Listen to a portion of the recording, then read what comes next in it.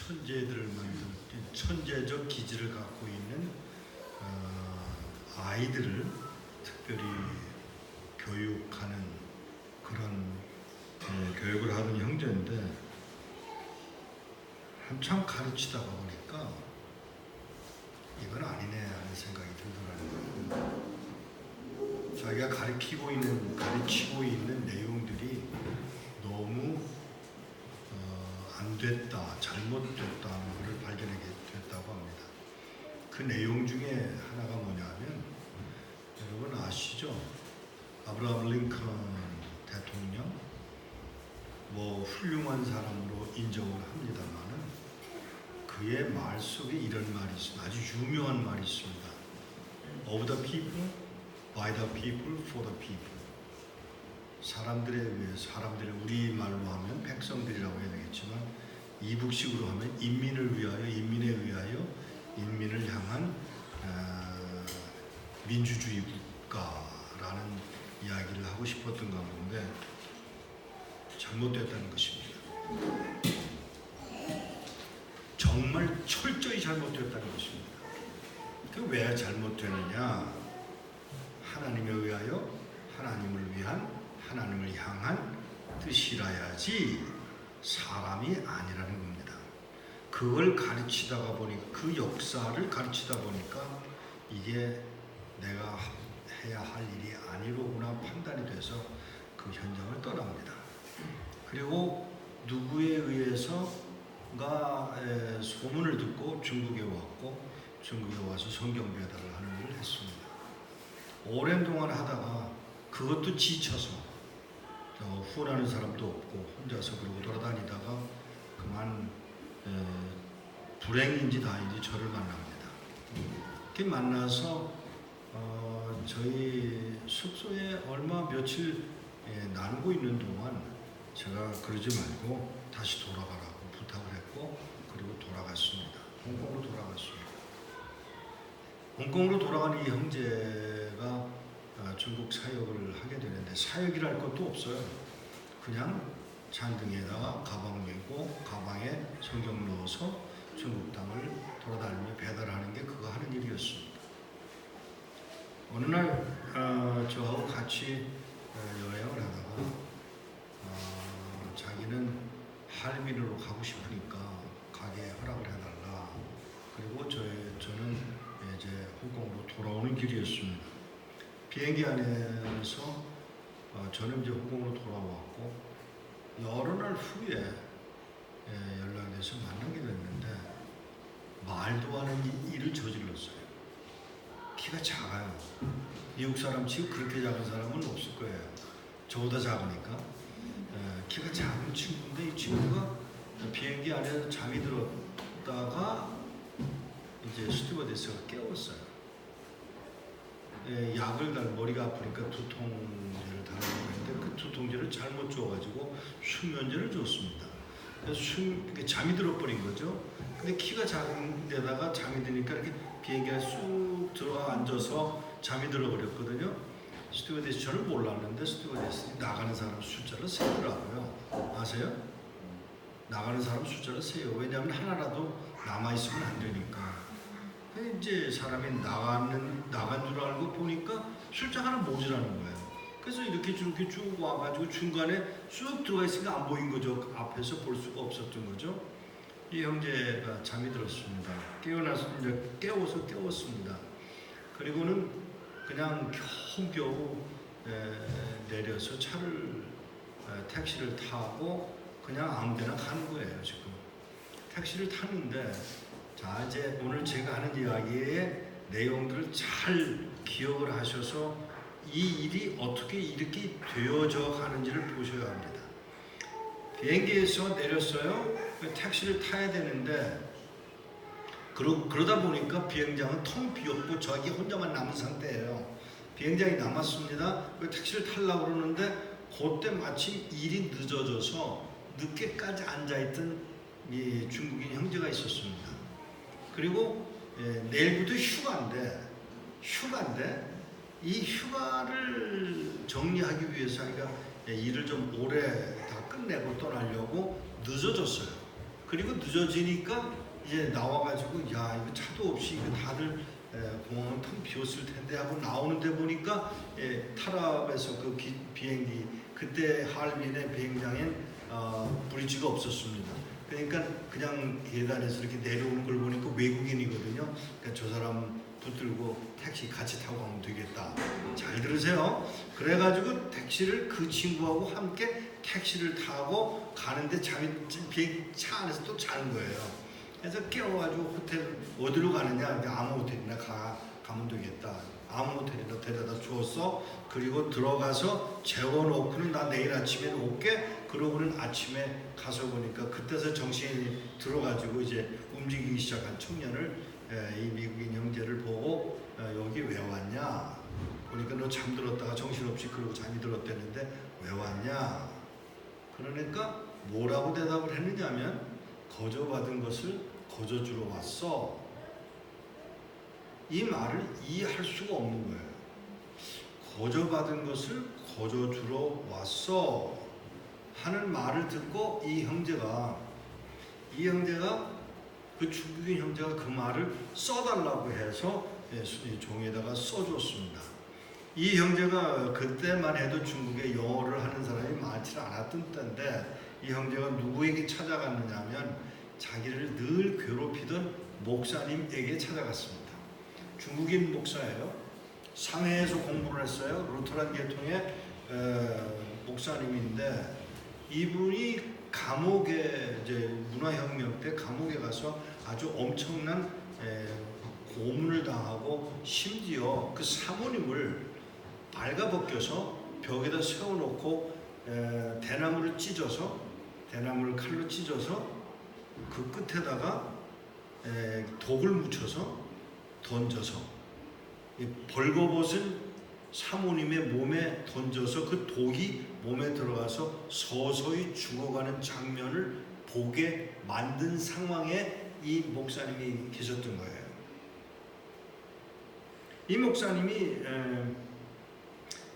그런 상황에서 웬일인지 사모님은 그렇게 순교를 당했지만 이 목사님은 왠지 살려두어서 그냥 수용소에 있는데 웬 전문 의사가 계속 와서 슬그머니 와서 주머니에다 뭘 주고 가는데 그게 뭐였냐면 여기서 먹는 음식이 신통치 않으니까 죄송하지만 이거 꼭 드세요 하고 준 게 비타민이었습니다. 그러니까 그 비타민을 거의 10년 동안 매일같이 그 의사에 의해서 공급받은 거예요. 그러니까 이분이 건강을 유지하고 살아남았어요. 10년이 지났고 그러니까 1976년도 쯤에서 끝났잖아요. 문화혁명이 끝나면서 이 목사님이 석방이 돼서 집으로 돌아갔는데 늘 마음에 걸리는 게 뭐냐면 그 의사에게 뭔가 갚고 싶은 거예요. 갚아주기를 원했지만 갚아줄 능력은 없는데 와서 뭐라고 제안을 했냐면 당신 아들 있지? 그 아들 영어를 내가 가르쳐줄게. 그때는 이제 막 중국이 개방해서 얼마 안 됐던 때니까 영어가 굉장히 중요한 과목이었습니다. 영어 가르쳐줄게. 근데 그 아이는 또 죽으라고 영어 공부하기 싫은 거예요. 도망 다니는 거예요. 근데 그 몇 마디 배운 영어로 공항에 직장을 구했어요. 그러니까 아주 짧은 영어예요. 자, 이게 지금 자 보세요. 이렇게 맞춰 가시는 거를. 그 어떻게 됐냐면 그 공항에서 일을 하게 된 것이죠. 그런데 이 아이가 돌아가서 그 거저 받았으니 거저 주라고 하는 그 말을 영어로 쓴 걸 갖다 주니까 그 목사님이 한 말이에요. 그 사람 분명히 예수 믿는 사람이다. 왜냐하면 이 말이 성경적인 언어이기 때문에 이거 분명히 예수 믿는 사람일 거야. 그 사람 연락해라. 연락하러 왔어요. 그리고 연락을 하고 이 미국인이 그 목사님을 만나게 됩니다. 그래서 그 내용을 들은 거예요. 사모님이 어떻게 세상을 떠났는지, 또 어떻게 그 목사님이 살아남게 됐는지, 그동안에 비타민을 어떻게 공급했는지, 그리고 교회를 허락을 해줘서 교회를 시작하는 그런 상황이었어요. 근데 뭐가 필요했겠어요? 성경책이 필요한 거예요. 할빈에까지 성경책이 올라가질 않았습니다. 미국 브라더 앤드루가 오픈도어 선교회를 시작을 하면서 중국 필리핀에 있던 브라더 데이빗하고 연합해서 중국에 선교를 시작을 했지만 북경까지만 했고 북경 이북은 하지를 못했어요. 왜냐하면 미국인들이 북경 이북에 갈 어떤 관광으로서도 안 되고 뭐 특별한 일이 없어서 북경까지만 배달을 했고 할빈은 거기보다 한참 머니까 갈 필요를 느끼지 않았던 때였는데 자관 이 형제가 미국인이라고 하는 걸 듣고 성경이 필요하다. 그리고 저한테 들어왔어요. 그래서 성경을 공급하기 시작했어요.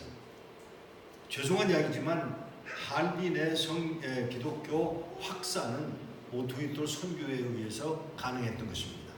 바로 그런 준비를 하나님이 하신 거죠. 그렇게 하고 그 형제를 그곳에 계속 성경 보급을 하도록 환경을 만들어 나갔습니다. 한 사람, 그 한 사람을 이렇게 준비하시고 저렇게 준비하시는 중에 만나게 하시는 그 사람. 성경 배달을 많이 하다가 그래도 자기 늘 고민하던 그것. 미국의 어린아이들이 잘못 배우고 있다는 것. 복음적이지 않다는 것. 성경적이지 않다는 것에 대한 불편함을 늘 가슴에 담고 있던 이 형제가 미국으로 돌아갔고 가르치는 일이 자기에게는 얼마든지 있는 거예요. 왜냐하면 영재교육을 하던 친구니까. 그런데 그거를 포기하고 트럭 운전을 하고 있어요. 지금. 왜 그 일을 계속해서 하느냐? 양심에 걸려서 못 가르치겠는데 차라리 트럭은 운전하고 다녀도 그냥 먹고 사니까 트럭 운전수들이 돈을 많이 법니다. 여기는 어떤지 모르겠는데 미국에서는 트럭 운전수들이 누구보다 생활 수준이 높을 정도로 굉장히 돈을 많이 법니다. 어쨌든 제가 왜 이 말을 오늘 꺼내느냐면 바로 한 사람을 통해서 일을 해나가시는 할빈에 있는 사람들은 누군가가 성경을 그쪽으로 배달해줬다는 사실을 전혀 모르고 있어요. 그러나 그 형제도 상관하지 않고 나도 상관하지 않아요. 왜? 하나님 나라만 확산되면 그것이 목적이기 때문입니다. 오늘 여러분들이 찬양을 했어요. 그 찬양하는 내용들 속에 정말 삶 속에서 드러나지기를 원하는 내용이 많아요. 그런데 실제로 우리가 삶을 그렇게 사느냐고 하는 질문에 대한 답은 우리에게 있지를 않아요. 내 멋대로 살아요. 원칙이 없어요. 제가 어릴 때부터 배운 게 뭐냐면 오늘과 내일 사이에 이런 이야기를 많이 나누게 될 터인데 사랑하는 여러분 놓치지 말아야 할 것들이 뭐냐 하면 성경 밖에는 하나님 말씀 밖에는 변함이 없는 진리로 남아있는 게 없다고 하는 사실이에요. 얼마 전에 제가 호주를 다녀왔습니다. 호주에 집회를 하기 위해서 갔습니다. 거기에 절더러 꼭 가보자고 요청한 곳이 누구냐면 진화론을 얘기했던 다윈이 살고 있던 그 동네. 여러분 다윈이 죽을 때 남긴 말이 뭔지 아세요? 이 말 다 옳지 않아라고 얘기하고 죽었다는 거 아세요? 사람들이 듣고 싶어 하지 않은 말이 그거예요. 진화론을 믿어버렸기 때문에 그 말을 듣고 싶어 하지 않아요. 다윈이 죽으면서 남긴 말이 그거예요. 바로 이것은 하나의 생각이었을 뿐이지 내 말이 옳다고 주장할 수 없다라는 말을 남기고 죽었다는 사실을 염두에 두셔야 돼요. 저는 미국에 가서 살면서 좋았던 게 뭐냐면 제가 미국을 좋아하는데 미국에 가서 좋았던 게 뭐냐면 법대로 살면 전혀 문제가 없는 게 미국이에요. 너무 편해. 법을 지키면 돼. 근데 여기 독일에 와서 보니 저는 독일 생각을 동안 안 하고 살았는데 독일에 와서 보니까 미국보다 더 법대로 움직이는 나라이고 민족인 게 너무 좋아 보이는 거예요. 내가 좀 젊었다면 독일에 와서 살 건데 라는 생각을 할 만큼 유혹을 받았어요. 보니까 제가 며칠 동안 이렇게 다니면서 보니까 참 흔들림 없이 법을 지켜가는 사람들이 미국은 안 그래요. 자유분방해서 처무대로 해요. 그런데 여기는 그 법, 그대로 지켜가는 그 모습이 제가 그걸 보면서 야, 이러니까 마르틴 루터가 나올 수가 있겠구나. 마르틴 루터가 의인은 없나니 하나도 없다는 말에는 그 사람도 해당이 되기 때문에 그 사람이 우리가 존경은 할 수 있지만 숭배할 수 있는 대상은 아닙니다. 그럼에도 불구하고 95가지의 내용을 가지고 시비를 할 수 있었던 것이 이게 독일이니까 가능하구나 하는 생각을 하게 되는 거예요. 근데 여러분도 그걸 닮아갔으면 좋겠다는 안타까움이 저한테 있어요. 법대로 가자는 거예요. 법대로 하면 그 법은 나를 위함이에요. 어떤 다른 사람을 위한 게 아니라 나를 위함이에요. 그게 지금 미국 가서 살면서 좋아했던 부분이에요. 군대 생활을 제가 2년 넘게 군대 생활을 했어요. 법대로 하니까 전혀 문제가 없어요. 그리고 너무 편안해. 그런데 세금도 마찬가지예요. 세금도 철저히 그 법대로 지키면 나는 손해볼 게 하나도 없는 거예요. 그런 미국 생활에 익숙한 제가 여기 와서 보면서 와, 이 법대로 움직이는 이 땅에서 뭔가 좀 배울 수 있는 게 있지 않을까 하는 생각을 해요. 사랑하는 여러분, 제 개인적인 이야기를 하는 걸 양해해 주시기 바랍니다. 저는 7살 때 성경을 2번을 읽었어요. 아무도 감동이 없네. 여기 독일 사람, 여기 독일 와서 보니까 이게 한국의 어디 사람들 같으냐 하면 강남의 출신들이 모여진 서울대학, 연세대학, 고대 학생들 수준이야. 모습들이. 냉정해. 그냥 가만히 있어. 그 표정도 안 보여주고 뭐 상관은 없습니다만은 어쨌든 그런 반응을 보이면 이야기하기가 무척 어렵습니다. 반응을 좀 보여. 이게 알아듣는구나. 이게 못 알아듣는구나. 그럼 설명을 좀 더 해야 되겠구나. 이런 이야기를 하게 되는데 여러분들은 기대하지 마세요. 왜냐하면 여러분들 반응이 그래서 그렇게 나오는 거니까 할 수 없어요. 여러분들 반응대로 제가 설교할 것입니다. 자, 세례자 요한이라고 표현해야 정확한 단어입니다. 세례자 요한이 태어났습니다. 왜 태어났죠? 그 사람 죽기 위해서 태어났어요. 예수님이 태어나신 것도 마찬가지. 여러분, 크리스마스가 며칠 안 남았는데 크리스마스가 뭐죠? 제가 돌아가자마자 저희 서울로 돌아가자마자 서울에서 뭘 해야 되느냐면 크리스마스 예배를 녹화하고 녹음해서 북한으로 보내는 방송 예배를 하게 됩니다. 충현교회에서 예배를 드리는데 평균 700명에서 800명 정도 모입니다만은 이번에 좀 더 많이 모여지기를 바랍니다. 하여간 한 2시간 예배를 드려요. 찬양도 하고 연극도 하고 또 설교도 하고 또 마지막에 할렐루야도 부르는 시간을 우리가 갖습니다. 그런데 좀 올릴 수 있을까요?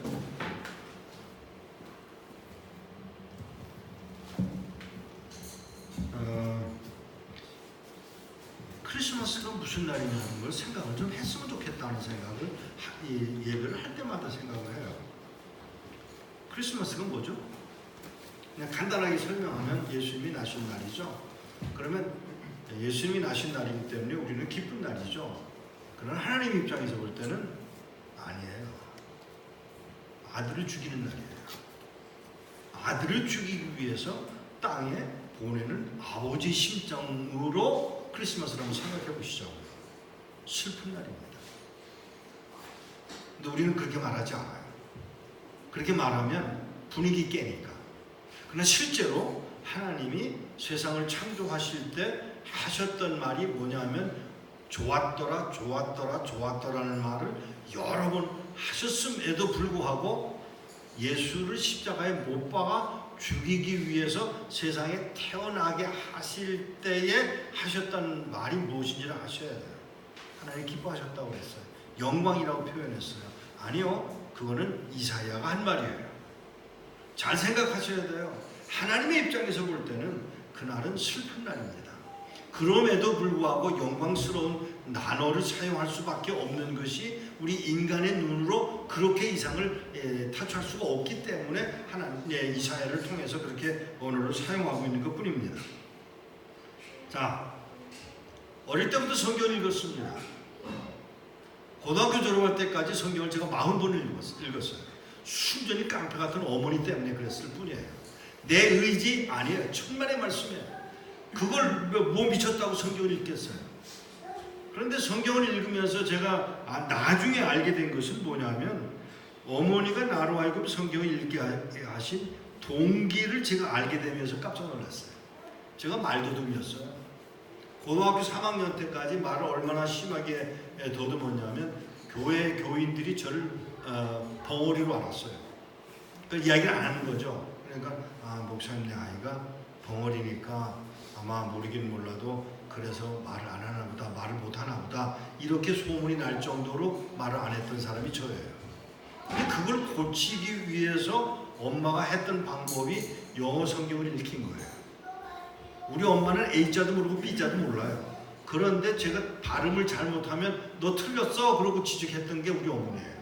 그러니까 영어 성경을 그렇게 읽히고 우리 성경을 읽혀가면서 성경을 읽었는데 7살 때 성경을 읽고 나니까 어머니가 뭐라고 하시냐면 예 어머니 성경을 2번이나 읽었네. 그때가 언제냐면 1952년 한국 전쟁 중에 제주도에서였어요. 성경을 읽고 나니까 엄마가 하는 말이 너 나이 들면 목사 돼? 저희 아버님이 목사님이세요. 저희 외할아버지가 목사님이세요. 이북에서 저는 태어났고요. 실제로 저는 이북에서 태어났어요. 그리고 만 2살 때 아버지가 신학교를 계속해서 공부하기 위해서 서울에 가야 되는 그 길을 따라서 가느라고 어머니와 저와 이북을 떠나서 남한으로 내려와요. 그때부터 시작된 시련, 말도 못하게 부자였던 우리 외할아버지의 재산도 다 놓고 내려와는 셈이 됐고, 그리고 남한으로 내려왔어요.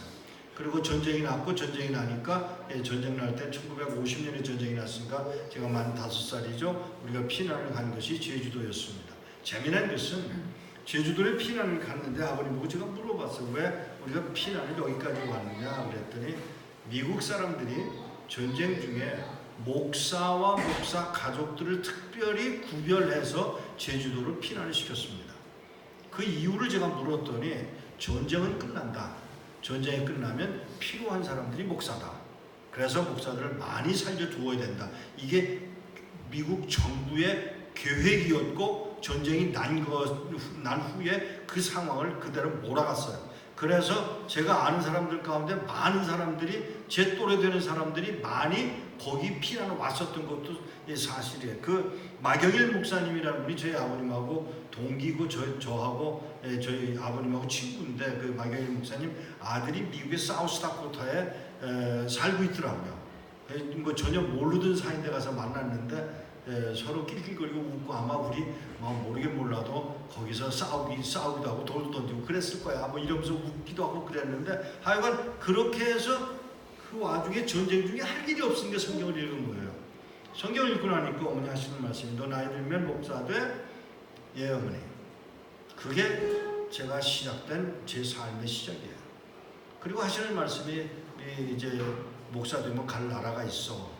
그게 몽고이고 소련이고 중공이고 그리고 중국이죠. 중공이고 그리고는 세 마디 하시고는 얼굴을 숙이시는데 저희 이렇게 보니까 울고 계시더라고요.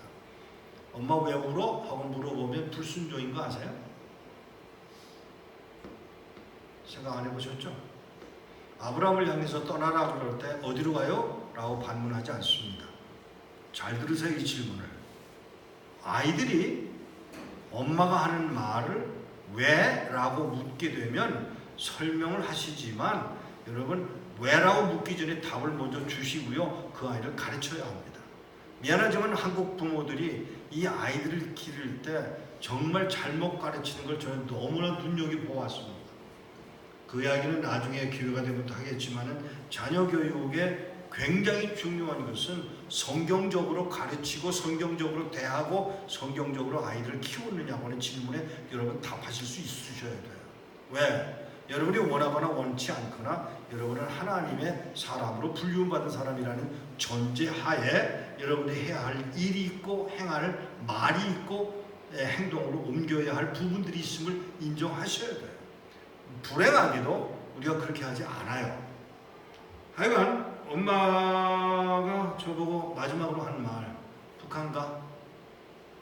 근데 제가 뭣도 모르고 7살짜리니까 그랬겠지만 예 어머니 하고 끝났어요.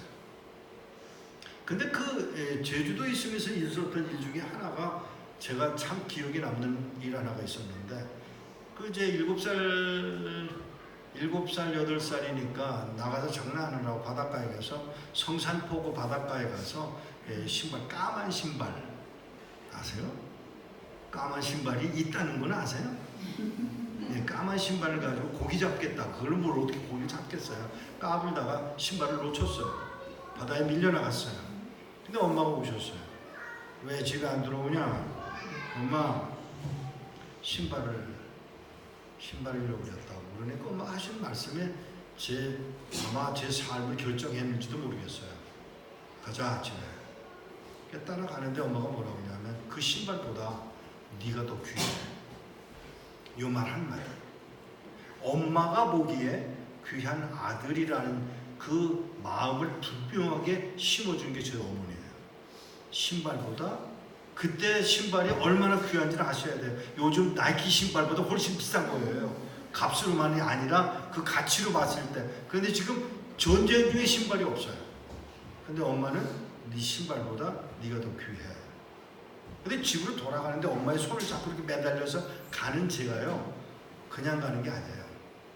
나는 귀한 사람이야. 이걸 여러분이 가르치셔야 돼요. 아이들이 무슨 짓을 했어도요, 틀린 건 틀린 걸로 고칠 수는 있지만 그 아이로 하여금 그것 때문에 죄의식이 빠지지 않도록 여러분이 끌어내셔야 돼요. 물 쏟은 게 죄 아니에요. 실수이긴 하지만 죄로 여길 수는 없어요. 그런 아이를 놓고 그걸 야단치고 막 이제 못 살게 굴고 그러지 마시고요. 너는 내게 귀한 자식이야. 이걸 분명하게 인식을 시키셔야 돼요. 저는 그 인식 속에 살았어요. 제가 몸이 약했고 제가 나중에 얘기를 하겠습니다만 어려운 경험을 많이 한 사람이지만 하여간 어머니에게 그것만은 인정받고 사는 거예요.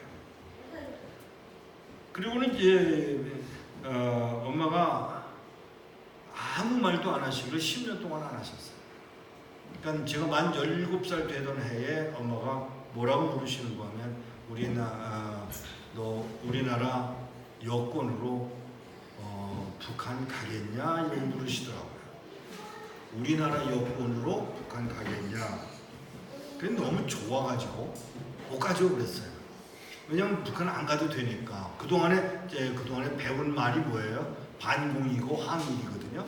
그러니까 안 가도 되죠. 그렇게 얘기를 했는데 엄마가 하는 말이 북한 못 가니까 미국으로 가. 그래서 제가 뭐라고 했냐면 그때 이제 머리통이 컸다고 뭐라고 항의를 했냐. 엄마, 우리가 무슨 돈이 있어서 미국을 가나? 그러고 물었더니 옷 입어 그래요. 옷 입어. 돈이 없다고 얘기했는데 옷 입어. 그래서 제가 그때 뭘 배웠냐면 여자들은 이렇게 앞뒤가 안 맞는 말을 하는구나. 그죠? 남자들이 웃었어요 지금. 남자들 다 인정하는 거예요. 여자들은 말을 이게 앞뒤가 합리적인 언어를 사용하지 않는 게 여자들이더라고요. 맞죠? 여자들이 그렇다고 대답해야 되는데 안 그러네. 여자들은 자기네들이 옳다고 생각하죠. 천만의 말씀이에요.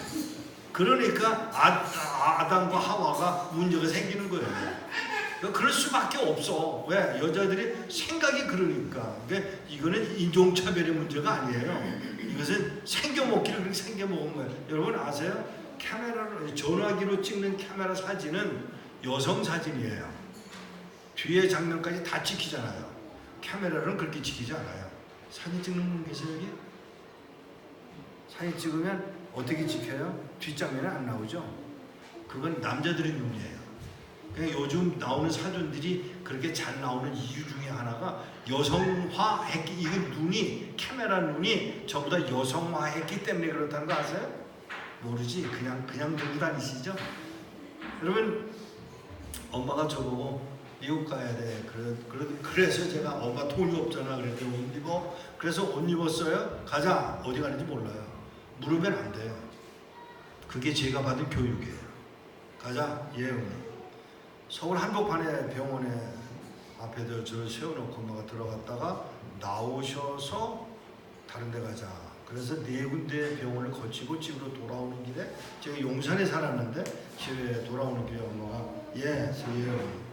나 병원에 왜 갔던지 아니? 몰라요. 알고 싶지 않아? 몰라도 돼요. 왜? 어차피 하는 대로 할 거니까요. 그게 제 답이었어요. 근데 엄마가 뭐라고 그러시냐면, 야, 그동안에 집에도 돈이 없고 교회도 돈이 없어서 거지들이 올 때마다 돈이 없어서 쌀 사오는 일을 내 피를 뽑아 팔아가지고 그 돈으로 쌀 사다 파감이 됐어. 알아. 근데 너 미국 보내려니까 돈이 안 돼. 그래서 눈 뽑아 팔려고 병원에 갔어. 그때 제가 어머니한테 화를 냈어요. 엄마 꼭 그래야 돼? 죽어도 가야 되는 길이야. 그게 답이에요. 죽어도 가야 되는 길이야. 여러분 놓치지 마세요. 이 말. 여러분과 나를 향한 하나님의 뜻이 죽어도 해야 되는 길이에요. 이것은 지켜도 되고 안 지켜도 되는 게 아니에요. 우리가 놓치고, 한국 교회가 놓치고 있는 부분이 뭐냐면 바로 이 부분에서 우리가 실수하고 있는 거예요. 죽어도 가야 되는 길이야. 근데 이제 엄마가 이제 그러고 있는데 뭐라고 미국 정부에서 요청이 왔느냐면 6.25 때 5살, 6살 된 아이들 가운데 이제 고등학교 3학년, 2학년, 3학년 됐을 텐데 그 아이들 중에 5명을 뽑아서 미국으로 보내달라고, 교환학생으로 1년 동안 머물게 해주겠다고, 미국에 데리고 올 수 있도록 길을 열어주겠다고 연락이 왔어요. 아니, 그게 공고가 됐어요. 근데 그 정보를 저희 아버님이 들으시고 아버님이 저한테 야, 너 영어 좀 하잖아. 예, 시험 치러 가자. 뭐 때문에 가는지도 모르고 시험 치러 가보니까 웬걸 한 178명이 모였어요. 그런 그 아이들 중에 5명을 뽑는데 제가 자신이 없었지만 제가 시험을 쳤는데 5번째로 겨우 합격을 해서 5명 중 하나가 됐어요. 거기까지는 좋은 일인 것 같아 보여요. 자, 5명 중에 하나가 됐으니까 수속을 해서 미국 가는 수속을 하는 거예요. 수속을 하다가 그때는 왜 그랬는지 마지막으로 가는 마지막 과정이 뭐냐면 건강 테스트인데 위생병원, 그게 을지로 5가에 있었어요. 5명이 가서 엑스레이 검사를 하다가 그만 깜짝 놀랐어요. 제가 폐결의 환자인 게 드러났어요. 어머니는 아들을 자기 눈을 뽑아 팔아서라도 아들을 미국에 보내려고 했지만, 그게 자기 기도였지만, 자기 꿈이었지만, 죄송합니다. 놓치지 마세요. 그건 엄마의 뜻일 뿐이에요. 엄마의 생각이에요. 엄마의 목적이에요. 죄송합니다. 조금 더 말할게요. 그게 엄마의 욕심일 수도 있어요. 그게 하나님의 방법이었느냐? 그건 우리가 물어야 돼요. 우리가 기도하면서 많이 놓치는 게 뭐냐면 하나님의 응답을 안 하신다는 사실이죠. 왜 안 하는지를 아셔야 돼요. 하나님의 응답 안 하는 이유를 아셔야 돼요. 내 것을 요구하니까 안 되는 거예요. 아버지가 하실 수 있는 것을 알고 아버지가 기뻐하는 것을 요청하면 아버지는 듣지 않을 수가 없어요. 그런데 아버지는 뜻한 바 없는, 아버지는 교육한 바 없는, 아버지는 생각도 없는 그걸 자꾸 달라고 찡얼거리니까 아버지의 입장에서는 귀찮은 존재가 되어버리고 마는 거예요. 여러분이 여기 조지 뮬러의 할례 대학 이야기를 우리 집사님이 해줘서 그냥 이렇게 그냥 건성으로 보고만 왔지만, 여러분 조지 뮬러가 응답받는 그 비결이 있어요. 그 비결이 뭐냐면 요 내용을 하나님이 응답하실 수밖에 없는 질문만 요구만 하시니까 조지 뮬러의 기도를 들으실 수밖에 없는 거예요. 그게 뭐냐면 고아를 돕는 일인데 성경은 분명히 고아와 과부를 도우라고 그랬잖아요. 당연한 거예요. 그걸 요구하니까 하나님은 안 들으실 수가 들으시면 당연히 들으셔야 되는 거 아니에요. 그걸 우리가 자꾸 놓치고 내가 바라는 것, 내가 원하는 것을 요구하는 그 기도는 하나님이 들으실 이유가 없는 거예요. 어머니의 기도는 뜻은 좋지만 어머니의 눈을 뽑아서 팔도록까지 허락을 하고 싶지 않으신 분이 하나님이세요. 하나님의 뜻이 아니거든요. 근데 이건 제가 지금 끝나니까 한 말이지만 어머니는 저를 미국에 보내려고 했는데 뜻밖의 제가 폐결의 환자라는 게 드러나 버리고 말았어요. 어쩌면 잘 들으셔야 돼요. 어쩌면 하나님이 더 이상 폐결핵이 심해지지 않도록 그때 맞추어서 발견하게 하고 그걸 고치시는데 하나님이 뜻이 있었는지도 몰라요. 요걸 요렇게 해석하셔야 돼요. 그래 미국에 못 갔잖아요. 4명은 떠났고 저는 못 갔어요. 근데 그러고 나니까 어머니가 아버지의 미국 가는 비행기 표를 만들어서 미국에 아버지를 보내드리고 그리고는 저는 못 가고 남은 거죠. 4월 달에 아버님이 63년 4월 달에 아버지는 미국에 가시고 넉 달 후 8월 초하룻날 저희 어머님이 아이를 낳았어요. 제 막내 동생이에요. 18년 차이가 나는 막내 동생을 낳았어요. 그리고 엄마가 아기를 낳고 닷새 만에 8월 6일 날 갑자기 심장마비로 세상을 떠났어요. 저는 만 18살이지만 그게 문제가 아니고 그 밑에 동생들이 나이가 차이가 많아요. 하나는 6년 차이고 하나는 11살 차이고 하나는 18년 차이에요. 전부 다 남자들 뿐이에요. 친척이란 하나도 존재하지 않아요. 북한에 있기 때문에. 그러니까 아무도 없는데 아이들을 키워야 되는 거예요. 아버지 안 계시죠? 저는 18살이죠? 그런데 하나님 이 아이들 누가 키우냐고. 하나님 뭐라고 하시냐면 내가 키워 그래요. 물론 하나님이 키우시겠죠. 근데 제가 하나님이 키우지만 제가 짓궂은 소리를 뭐라고 그래요? 기저귀를 누가 바꿔요? 그러고 제가 투정을 부렸어요. 네가 바꾸지. 그때부터 그 아이들을 키우기 시작했어요. 어머니가 세상을 떠나시기 전에 남긴 말이 뭐냐면 내 아들 다 목사 만들어라가 어머니의 말이었어요. 그리고는 세상 떠나셨죠? 저는 갑자기 아버지 노릇, 어머니 노릇. 아버지는 그때 미국에 간 사람들은 굉장히 어렵게 미국 갔습니다. 생활도 어려웠고요. 가지고 갈 수 있는 돈도 없었고 돈도 가지고 갈 수도 없었고요. 거의 자관 미국을 들어가셨는데 가서 보시니까 영주권도 없죠. 생활이 엉망인 거예요 지금. 그런 상황에서 아이들은 뭣도 모르니까 자꾸 징징거리죠. 저는 아버지한테 편지를 해서 자꾸 뭐라고 그러죠. 생활비 보내달라고 난리를 치는데 아버지는 거기 가서 직장 생활을 할 만한 상황이 아니죠. 무슨 직장인이 아니었으니까 목사였으니까. 그리고 미국에 들어가셔서 교회를 맡아서 하는데 그때 목사님들은 다 직장 생활을 해야 했어요. 뭐 한두 사람을 빼놓고는. 그러니까 교회는 교회대로 서포트가 안 되고 아버지는 그런 상황에서 아이들을 서포트를 해야 되는데 그런 어려움도 있고 1년이 지나고 2년이 지나고 얼마 지나니까 영주권 받았다 그러시더라고요. 그래서 그러냐고 저는 영주권의 의미를 몰랐죠. 그리고는 이제 이랬는데 3년 반쯤 됐을 때 아버님이 전화가 왔어요. 우리 집에 전화 있을 리가 없죠. 옆집에 공무원이 하나 있어서 공무원 집으로 전화가 와가지고 저를 바꿔줘서 전화를 받았습니다. 다 됐대. 아버지 여권도 없어요.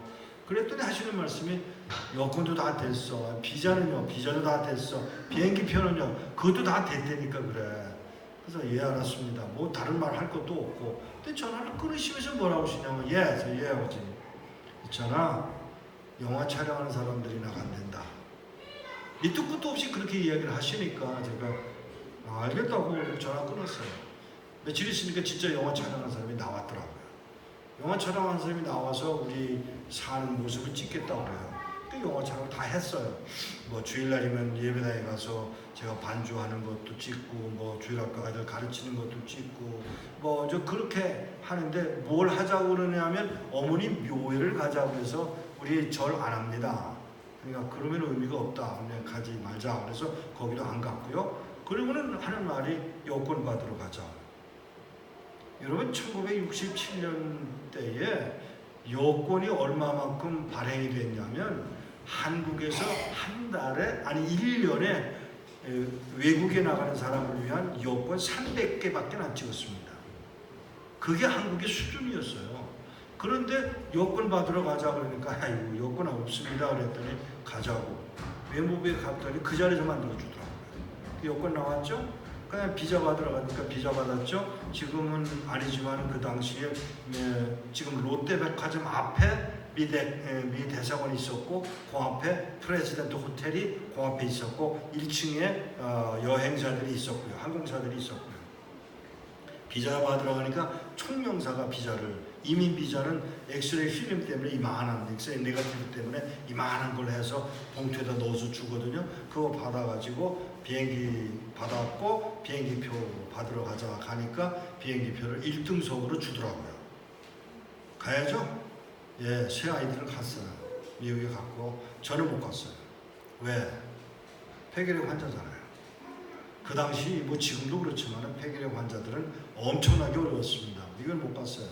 45일이 지난 후에 미국 정부에서 들어가도 좋다고 그리고 들어가서 필요하다면 입원을 해야 된다고 조건을 붙여서 이제 미국에 들어갔어요. 첫 질문 아버지더러 아버지 어떻게 돼서 일이 일어났어요? 그랬더니 하나님이 하셨어. 아유 목사들은 말을 꼭 저렇게 목사를 꼭 그러죠. 하나님이 하신다. 정말 그러셨어요. 그래서 제가 아니 글쎄 하나님이 하신 건 알겠는데 어떤 방법으로 하셨는지 알고 싶다고요. 그랬더니 뭐라고 하시냐면 존 F 케네디 아니 그러세요. 존 F 케네디가 1963년 11월 22일 날 암살당했습니다. 달라스 텍사스에서 암살당했죠. 그 이야기를 꺼내시는 거예요. 존 F 케네디 아니 알죠. 여러분 죄송합니다. 제가 아브라함 링컨 얘기를 했습니다만은 대통령 중에 제일 나쁜 놈이 존 F 케네디예요. 첫째는 도덕적으로 타락한 사람 중에 하나예요. 둘째는 첫째가 그걸 해야 되는데 그 이유 중에 하나가 미국에 있는 중고등학교의 성경 공부 시간, 기도회 시간을 모두 빼앗아 버렸습니다. 천주교인이잖아요. 그다음에 또 하나 있어요. 나쁜 짓을 그것만 한 게 아니에요. 미국 안에 있는 학교에 10계명과 주기도문을 써놓은 팻말을 모두 치우도록 명령을 내렸습니다. 대통령령으로. 그때부터 미국이 타락하기 시작한 거 아세요? 그때부터 동성연애며 하며 자관 문제가 되기 시작했던 그 도덕적 타락이 그때부터였습니다. 자신이 도덕적으로 타락했고요. 두 형제가 한 여자를 데리고 놀았어요. 그게 누군지 아세요? 마릴린 먼로예요. 마릴린 먼로 한 여자를 두 놈이 데리고 놀았어요. 나중에 그게 드러나서 그게 문제가 될 줄 알고 마릴린 먼로가 저거 하잖아요. 자살하잖아요. 그게 바로 그런 이유 때문에 그렇게 된 것입니다. 그런데 존 F 케네디가 한 가지 역사적으로 잘한 일 하나가 있죠. 후르시초프가 하고 책상에서 신발 벗어가지고 난리칠 때 그 큐바에 들어오려고 하는 미사일 기지를 못 들어오도록 막은 일을 누가 했죠? 존 F 케네디가 했죠. 그건 아주 정말 역사적으로 잘한 일이지만 그 다음에 또 한 일이 뭐냐면 미국의 이민법을 바꿨습니다. 이민법을 바꾼 내용이 뭐냐면 전 세계의 나라마다 1년에 2만 명씩 이민을 받도록 하는 법을 바꿨어요.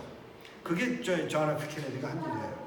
케네디가 죽었잖아요. 그리고 저희 아버님이 그런 일이 있고 났는데 저희 아버님이 이제 도움이 필요하니까 복지국에 찾아가셔서 뭐라고 그랬냐면 우리가 저희 애들이 4명이나 되는데 내가 미국에 와 있는 동안에 아내가 심장마비로 죽고 큰아이는 폐결핵 환자고 둘째, 셋째, 넷째는 쫄망쫄망한데 제가 영주권에 있으니까 미국에 데리고 올라오는데 비행기표가 필요합니다. 복지국에서 그 얘기를 듣고 안 된다고. 당신의 경우는 당신의 아이들이 해외에 있는 아이들이지 않느냐. 그건 우리 국내에 있는 사람만 취급하는 게 우리 복지국의 일인데 안 된다. 그리고 이제 우리 아버지를 보냈어요. 그러니까 나가서 문 열고 나가려고 그러는데 하나님이 뭐라고 하셨냐면 그 직원들어 너 내가 보낸 사람을 그런 식으로 비인솔로 보내면 어떡하냐고 책망을 하신 거예요. 그러니까 이 사람이 머리 털라고 처음으로 하나님의 음성을 들었대요. 그러니까 놀래가지고 하나님이 저 사람을 나한테 보냈다고요? 이러고 질문을 하는 사이에 하나님이 뭐라고 하셨냐면 그 명함이라도 줘. That name card. 그 명함이라도 줘. 그래서 명함을 내가 갖고 있는 명함이 2,000장이나 되는데요. 그럼 투덜투덜 하면서 하나를 뽑아서 이건가 하고 하나님께 물으니까 바로 그거야 하고 답을 하셨고 아버님은 저 문 앞에 서 계신 거예요 지금. 근데 미스터 리 하고 불러서 저희 아버님을 불러다가 세워놓고는 이거 가지고 가라고. 근데 우리 아버님이 영어는 조금 하셨어요. 이렇게 명함을 받아보니까 뭐라고 써있는지 자기 손을 쥐고서 이렇게 보니까 뭐라고 써있냐면 Wolf Production, 늑대 제작소. 이름이 너무 이상하잖아요. 늑대 제작소. 그러니까 이걸 보고 이런 걸 줘. 그러고 그 자리에서 찢으세요. 찢어서 버리려고 찢는데 이 사람이 빤히 보고 있으니까 멋쩍어서 그걸 찢다 말고 주변에 놓고는 나오셔서 자동차에 발동을 거시는데 저희 아버님이 타고 다니는 차가 굉장히 좋은 차였어요. 벤츠는 아니지만 굉장히 좋은 차라서 발동을 거는데 얼마나 오래 걸리냐면 10분 있어야 움직이는 차예요. 제가 좋다는 이야기를 왜 했는지 아세요? 그 10분 동안 할 일이 없어서 주머니에 있는 명함을 꺼내 들여다보니까 이게 늑대 제작소가 아닌 거예요. 다른 이름이에요. WOLPER, W-O-L-P-E-R 프로덕션이에요. 그래서 이게 뭐지? 그럼 가보지 뭐 그게 뭔지도 모르시는 거예요 지금. 그리고 15분 걸려서 그 털렁거리는 차를 끌고 찾아간 곳이 할리우드의 영화 회사들이 많은데 그 영화 회사 중에 하나인 그 월풀 프로덕션을 찾아갔어요. 여기 왜 왔냐? 그 말을 듣고 그 미국인이 하는 말이 미국인 보고 왜 왔냐? 그러니까 저기 복지국에서 보내서 왔다 그러니까 들어오라고. 들어가셔서 이야기를 하니까 그분들이 뭐라고 그러냐면 거기 왜 갔다는지 설명을 해라. 그러니까 이제 뭐 같은 이야기 우리 내 아내가 심장마비로 죽고 뭐 이렇게 쭉 얘기를 하니까 됐네. 그리고는 누구에게 전화를 걸었냐면 바비 케네디에게 전화를 걸어요. 바비 케네디가 뭘 만들고 있었냐면 대통령 출마하기 위한 프로모션을 한 영화를 하나만 다큐멘터리를 만들어요. 그 다큐멘터리 내용이 뭐냐면 미국의 이민 역사를 자기 형이 이민 역사를 이민법을 바꿨으니까 그걸 빙자해서 선전하기 위해서 영화를 하나 만들었어요. 그 영화를 다 만들어서 제공을 했는데 바비 케네디가 no 이건 안 돼. 왜 안 되냐 그러니까 이거는 안 되고 새로 이민 들어온 사람 한 가정을 넣어야 돼. 그 부른 사람 우리가 어디서 찾아요? 그러니까 바비 케네디가 뭐라고 답을 했냐면 내가 법무부 장관이니까 법무부 장관의 이름으로 전 세계의 대사관에다가 알릴게 해서 전 세계에 전보가 나간 날, 그때는 인터넷이 없었으니까 전보가 나간 그날 저희 아버님이 복지국에 간 거예요. 그리고 복지국에서는 저희 아버님을 어디로 보냈냐면 그 영화사로 보낸 거예요. 자 보세요. 그럼 이제 영화사에서는 이런 사람이 있는데 어때요? 그러니까 어느 나라 사람이냐? 한국 사람입니다. 됐다. 한국 사람이라니까. 그 다음에 뭐라고 물었냐면 불쌍해 보이냐? 그 다음에 가난하냐? 이렇게 질문을 하고 세 번째 질문이 뭐냐면 애들이 못생겼다느냐? 라고 질문을 했어요. 그러니까 이 이야기를 다 듣긴 했는데 애들이 잘생기고 못생기고 모르니까 이 사람이 저희 아버님을 세워놓고 뭐라고 물었냐면 Your children, are they ugly? 그러고 물어요. 애들이 못생겼느냐? 그러니까 우리 아버님은 기다렸다는 듯이 하는 말. 제가 제일 아버님을 많이 닮았는데 절 보고 늘 못생겼다고 욕하던 분이 우리 아버님이세요. 근데 그날도 영어를 잘 못해서 그러셨는지 뭐라고 답을 하셨냐면 Yes, they are ugly. 그러고 대답을 하셨어요. 그러니까 바로 그 이야기를 누구한테 전했냐면 바비 케네디에게 전해요. 바비 케네디가 그 말을 듣고 Let's do. 그래서 시작이 된 거예요. 놀라지 마세요. 하나님이 못생긴 게 한 것도 하나님의 뜻이에요.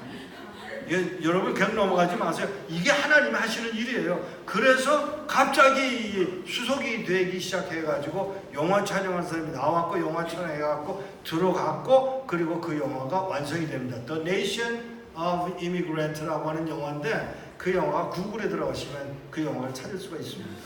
그 영화에 나오는 단 2분도 안 되는 짧은 시간에 저희 사형제의 이야기가 나오고 그리고 끝나고 앞뒤가 전혀 안 맞는데 왜 우리를 거기다 집어넣는지를 전혀 계산할 수가 없어요.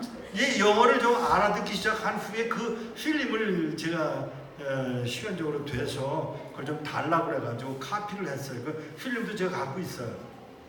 그 카피를 갖고 있는데 그걸 갖고서 저희들이 볼 때마다 하는 말이 참 이상하다.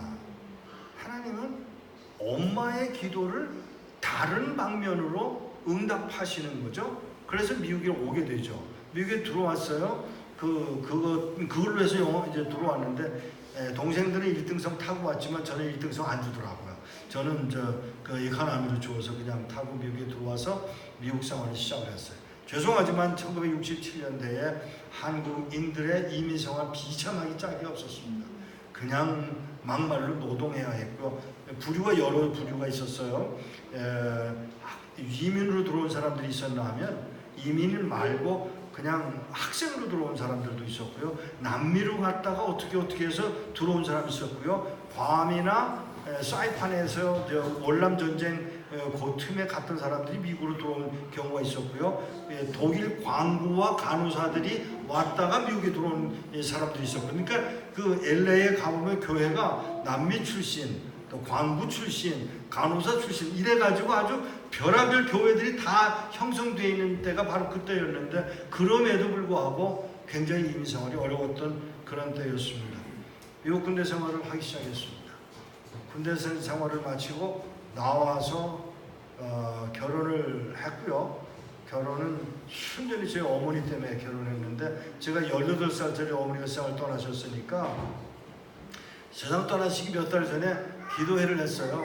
저희 교회에서 기도회를 하는데 엄마가 뭐라고 그러냐면, 야 오늘 기도회 모인다. 기도회 끝날 때 네가 간증해라. 그래가지고 간증을 막 끝나고 나와서 보니까 우리 어머니는 굉장히 말씀을 잘하세요. 저희 집에서 제가 말 제일 못해요. 근데 저를 보고 간증하라고 해서 간증하고 나오면서 제가 뭐라고 그랬냐면, 엄마 야단 맞기가 싫어서 한다는 수작이 저희 어머니더러 엄마 웬 여자아이가 와서 앉았대? 아이고 그 눈에 또 거기 보았어? 그래서요. 이북 사람들 말투예요. 그래서 예 그랬더니 그 아이가 마음에 드냐? 그래서 엄마 내가 18살이야. 누굴 마음에 들고 말고 해. 그랬더니 하시는 말씀이, 그 아이 괜찮다. 결혼해. 그 여자가 이 여자예요. 15살 중학교 3학년이었어요. 물론 그때 결혼한 건 아니지만 그 미국에 들어가서 군대 생활을 마치고 결혼하고 제가 돈을 잘 벌었어요. 그 당시에 1년에 100만 불 벌 정도니까, 그러니까 주머니 30만 불을 늘 가지고 다니던 그런 상황이었는데, 그게 제가 미국 간 목적에 합하지 않아요. 제가 미국 간 목적이 뭐죠? 미국 여권이에요. 미국 여권만 확보가 되면 북한에 가야 되는 그게 제 마음에 깔려 있는데, 피하고 싶은 거죠. 솔직히 어려운 거죠. 결혼을 했죠. 아이들을 낳았죠. 그런데 옆에 있는 분들이 제 교회 생활을 보면서 신학교 가라 그래서 신학을 하고 났는데, 제 신학을 마쳤는데 목사가 안수를 받았는데 어느 목사님이, 이 목사 와서 너 중국 가라. 왜요? 너 딱 중국놈처럼 생겼잖아. 그게 그 목사님이 얘기해요. 그래서 제가 아무 말도 안 했어요. 싸우고 싶은 생각도 없고 그냥 넘어갔는데, 한 6개월 후에 어떤 목사님이 또, 그분은 지금 캄보디아에서 사역하고 계세요. 나이가 많은 목사님이신데, 그 목사님이 너는 걷는 것도 중국놈, 느린 것도 중국놈, 생긴 것도 중국놈, 마지막에 음흉한 것도 중국놈. 그래서 제가 그랬어요. 맞습니다. 저 음흉합니다. 근데 중국은 왜요? 글쎄 너 같은 놈이 필요해. 세 번째 목사님이 지금 살아계신데 96인가 됐는데 살아계세요. 그분이 저를 중국으로 보낸 분 중에 한 분인데, 이분이 저보고 뭐라고 하냐면, 이 목사 내가 이 목사 뒷조사를 했어. 그러세요. 여기서는 어떤지 모르겠지만 미국에서는 사람 하나 조사하는 게 돈 25불만 주면 다 몽땅 다 내용이 나와요. 그러니까 이 목사 내용을 좀 알아. 뭐로 아세요? 그랬더니 툭 하시는 말씀이, 내가 박사학위를 받았잖아. 알아요. 그랬더니 그분이 뭐라고 하냐면, 이 목사가 살인기술자대? 맞습니다. 살인기술자예요. 그다음에 두 번째, 제가 스나이퍼예요. 스나이퍼가 뭔지 아시죠? 저격수. 총을 아주 잘 쏩니다. 저 웃기는 얘기로요. 제가 미국에서 올림픽 선수로 발탁됐던 일이 있었습니다. 그렇게 총을 잘 쏴요. 세 번째 제가 잘하는 일이 또 하나 있어요. 남을 골탕 먹이는 일을 잘해요.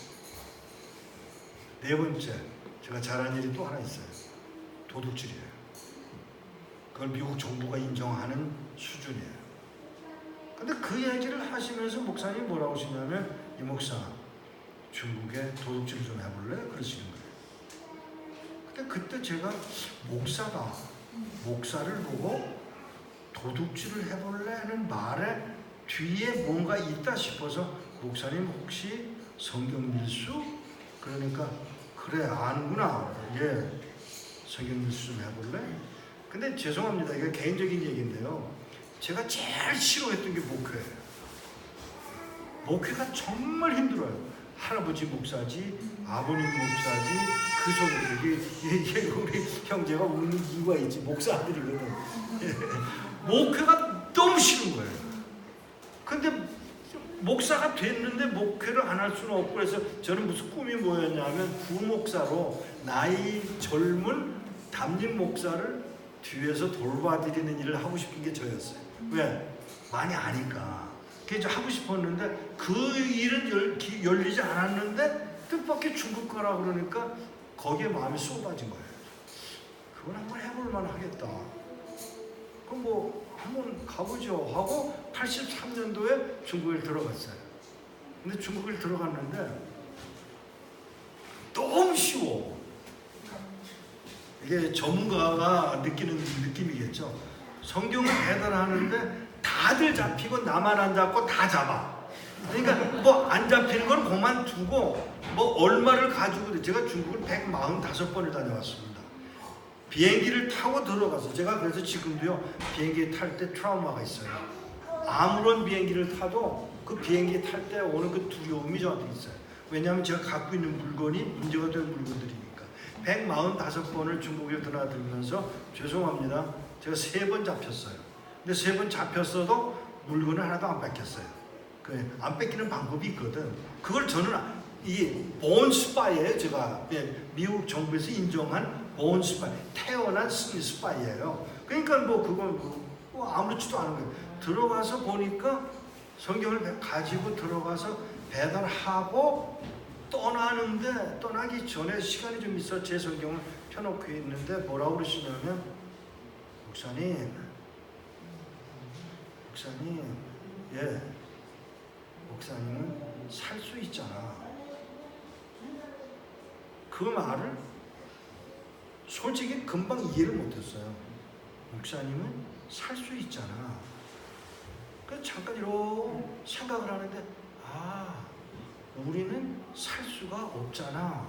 이 말을 뒤집어서 하는구나 싶어가지고, 예? 그랬더니, 그거 목사님 보고 있는 거 놓고 가라. 이거 제가 몇 년 본 건데 줄쳐놓고 다 한 건데, 왜 그렇잖아요. 성경책 있으면 자기가 보고 은혜 받는 걸 표현하시잖아요. 그래서 이건데 이걸 어떻게 내가 드리고 가냐고, 이거 그러지 말고 내가 다음에 올 때 다른 거 드릴게요. 그랬더니 아니야 그거 놓고 가. 안 돼요. 저 갖고 가야 돼요. 그랬더니 뭐라고 하냐면 190명의 목사들이 다녀갔대요. 다 그 약속하고 돌아온 목사가 아무도 없대요. 그때 이미 저보다 먼저 중국에 드나드는 미국에 있는 미국계 시민권을 가진 한국인들이 카나다에서, 미국에서, 남미에서, 심지어 동남아에서 다른 나라 국적을 가진 사람들이 그렇게 많이 다녀갔으면, 조선족들을 위해서 만나고 싶어서 다녀갔는데 성경을 배달한 사람은 없는 거예요. 근데 제가 그걸 보고, 다른 건 모르지만 그거는 안 잡히는 걸 봤으니까 그거는 할 수 있겠다 생각을 하고 그분들한테 약속을 받아냈어요. 내가 2년 후에는 돌아올 텐데 미안하지만 이 책은 돌려주시고 새 거 갖다 드릴게요. 이 목사도 못 오네. 그 말이 제 가슴에 박힌 거예요. 이 목사도 못 오네. 알겠다고, 자원 알겠다고. 떠나서 미국으로 돌아갔어요. 부목사였는데 그때 돌아가서 보니까 중국으로 간다는 일이 간단하진 않아요. 첫째, 비행기 표가 그때 제가 한 달에 받는 돈이 월급이 300불이었어요. 물론 이제 막 시작하는 사람이니까 그냥 조금 준 것이지만, 그런데 그때 비행기 표가 650불이에요. 이제 홍콩까지 가는 것만 해, 그것만 계산해도. 그러니까 또 중국의 죄송합니다. 한국인들이 그 당시에 1960년대에 아니요 1980년대에 중국의 선교가 가능하다는 생각조차도 안 하고 있던 때가 그때예요. 첫째는 이제 생각이 그렇고요. 둘째는 외교적으로도 불가능했던 때예요. 중국의 한국 여권까지 못 들어갔었습니다. 그러니까 그런 상황에서 내가 이 일을 할 수 있다. 아니죠. 다들 못 돌아왔죠. 그러니까 외국 여권을 가진 사람들만 오던 그런 때였어요. 근데 이제 제가 저도 가서 본교회로 돌아가서 보니까 이게 간단하진 않아요. 교회를 떠나야 될 것 같아서 1년 반쯤 지나서 교회를 사임을 해요. 교회를 떠나요. 아무런 보장 없이. 누가 도와주겠다는 것도 아니고 돈 대주는 것도 아니고 그렇다고 누가 뭐 어느 선교에서 부르는 것도 아니고 그냥 혼자서 선교를 해야 되겠다고 이것저것을 두리번거리고 있는 때였어요. 근데 누구를 접촉을 하게 되느냐 하면 오픈도어의 브라더 데이빗하고 닥터 키츠, 데얼 키츠만이라는 분을 접촉을 제가 했어요. 그런데 84년 여름에 제가 그분들하고 접촉이 됐는데 그동안에 저는 방송선교도 이제 영어로 방송선교도 했고 물론 이제 아내는 공장에서 일을 하는 상황이고 그런데 미국에서 그러고 있는 동안에 뜻밖의 브라더 데이빗이라는 분이 오픈도어의 필리핀 사무실에서 일하던 그 형제를 만났어요. 저를 만났는데 물끄러미 쳐다보더라고요. 근데 그 사람이 이상해요. 그 물끄러미 쳐다보는 눈 하나만으로도 저분이 뭔가 하고 싶은 말이 있다는 걸 느끼는 거죠. 제가 그래서 무슨 얘기를 하고 싶으세요? 그랬더니 숨을 깊이 쉬시더라고요. 저보다 나이가 한 9년 위인데 이분이 뭐라고 그러냐면 1973년에 한국에 있는 제주도에 극동방송 안테나 8개를 세울 때 내가 거기 가서 구멍 뚫는 일을 했어 그래요. 그냥 넘어가지 마세요. 이 사람이 구멍을 그때는 뭐 기계가 좋은 게 없었으니까 기계를 이제 쇠를 파이프를 해서 올리면서 그 구멍을 뚫어서 올리고 해서 이제 8개 안테나를 세우는데 그걸 세우면서 뭐라고 기도를 시작했냐면 하나님 이 안테나가 세워져서 방송이 들어갈 때 북한에서 태어나서 미국에 와서 미국 시민권을 가지고 북한 선교의 뜻을 갖고 있는 사람 한 사람을 찾게 해달라고 기도를 시작했어요. 그 기도를 자그마치 10년을 했어요. 그게 1984년이에요. 저를 만나서 저를 이렇게 보면서 북한에서 태어났느냐? 예. 그러면 미국 시민권이 있느냐? 그래서 있다고. 그러면 북한 선교의 뜻이 있느냐? 있다고. 그랬더니 잠깐 기다리라고 하고는 가서 캐비넷에서 파일을 뽑아서 저한테 보여주더라고요. 이게 뭐냐? 북한의 성도들의 명단이에요. 자그마치 3,800명이에요. 여러분은 지금 표정이 그냥 그렇지만 저는 그날 얼마나 당황했는지 몰라요.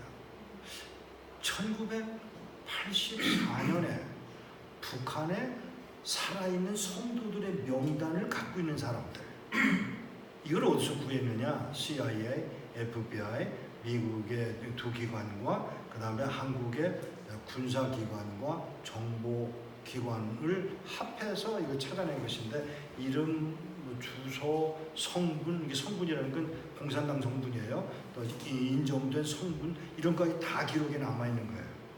그거를 한 장씩 한 장씩 제가 넘겨봤어요. 여기 독일에서는 그 단어를 어떻게 쓰는지 모르겠는데 영어로는 photographic memory라는 게 있어요. 뭔지 아세요? 그냥 보면 머릿속에 집어넣는 그 두뇌. 전화번호를 전 세계 대통령, 부통령, 국방부 장관, 총리의 전화번호, 가정의 아이들의 선생의 전화번호까지 몽땅이 속에 기록하고 있는 게 저의 두뇌였습니다. 그러니까 그 10장의 종이에 3,800명의 명단을 다 머릿속에 암기를 해버렸죠.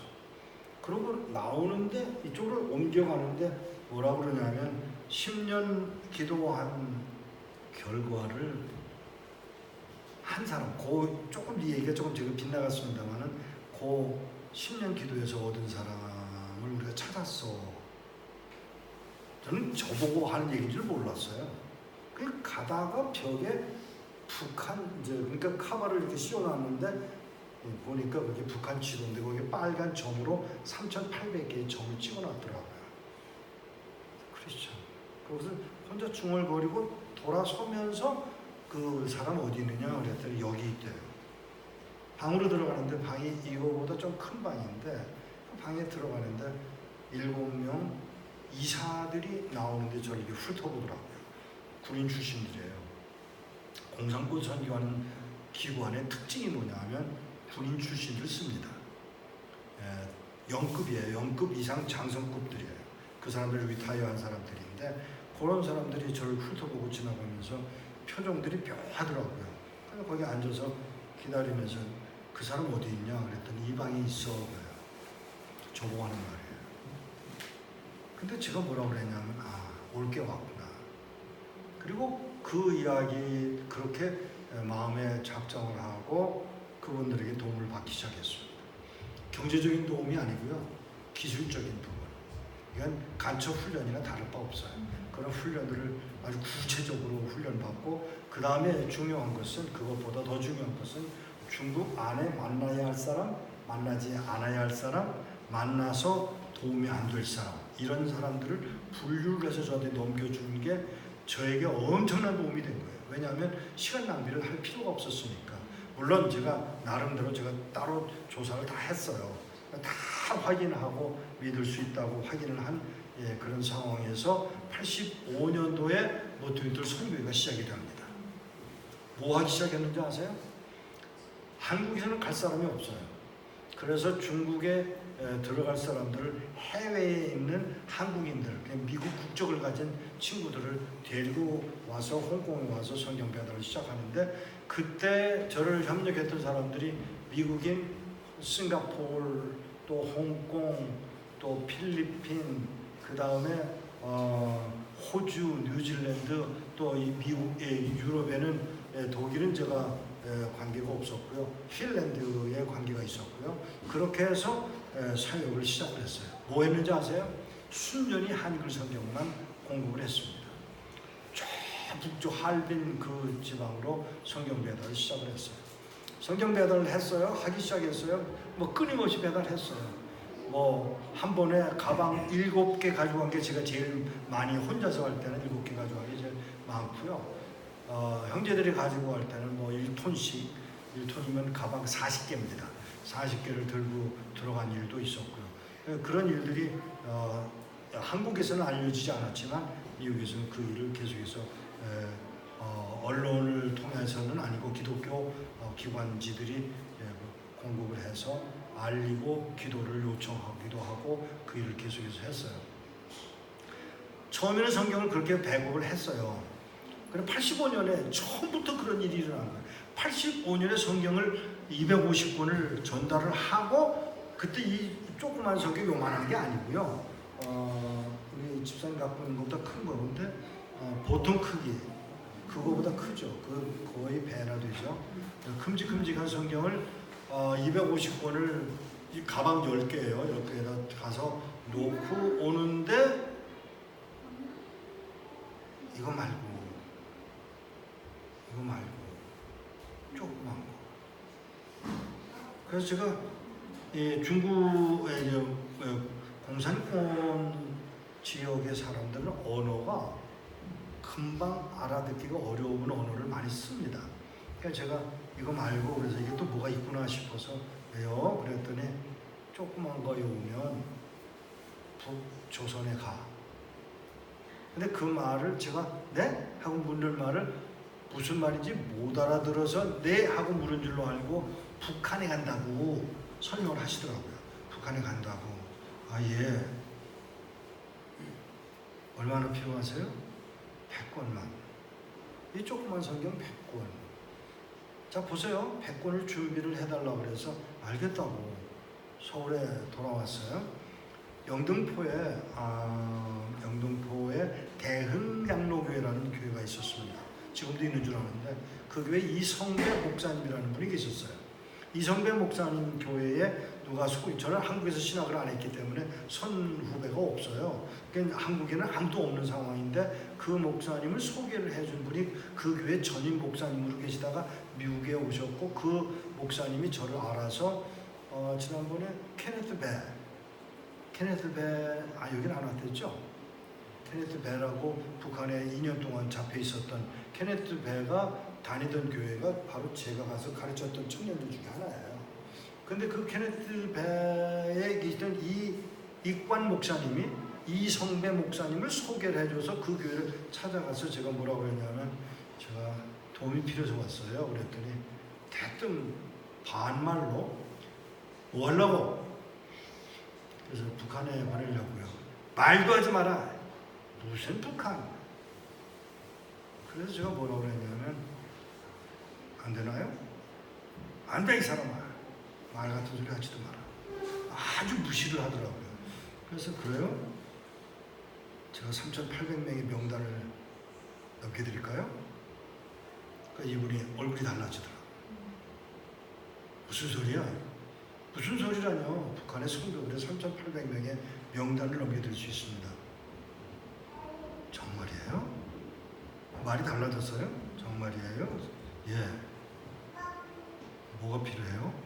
성경책 100권만, 조그만 거 성경책 100권만. 알았다. 얼마 후에 올 거예요? 한 3주, 4주 걸릴 거예요. 알겠다. 서울로 돌아와가지고 그 목사님한테 전화를 걸었더니 무슨 차를 갖고 오느냐. 그래서 제가 무슨 차가 있나요?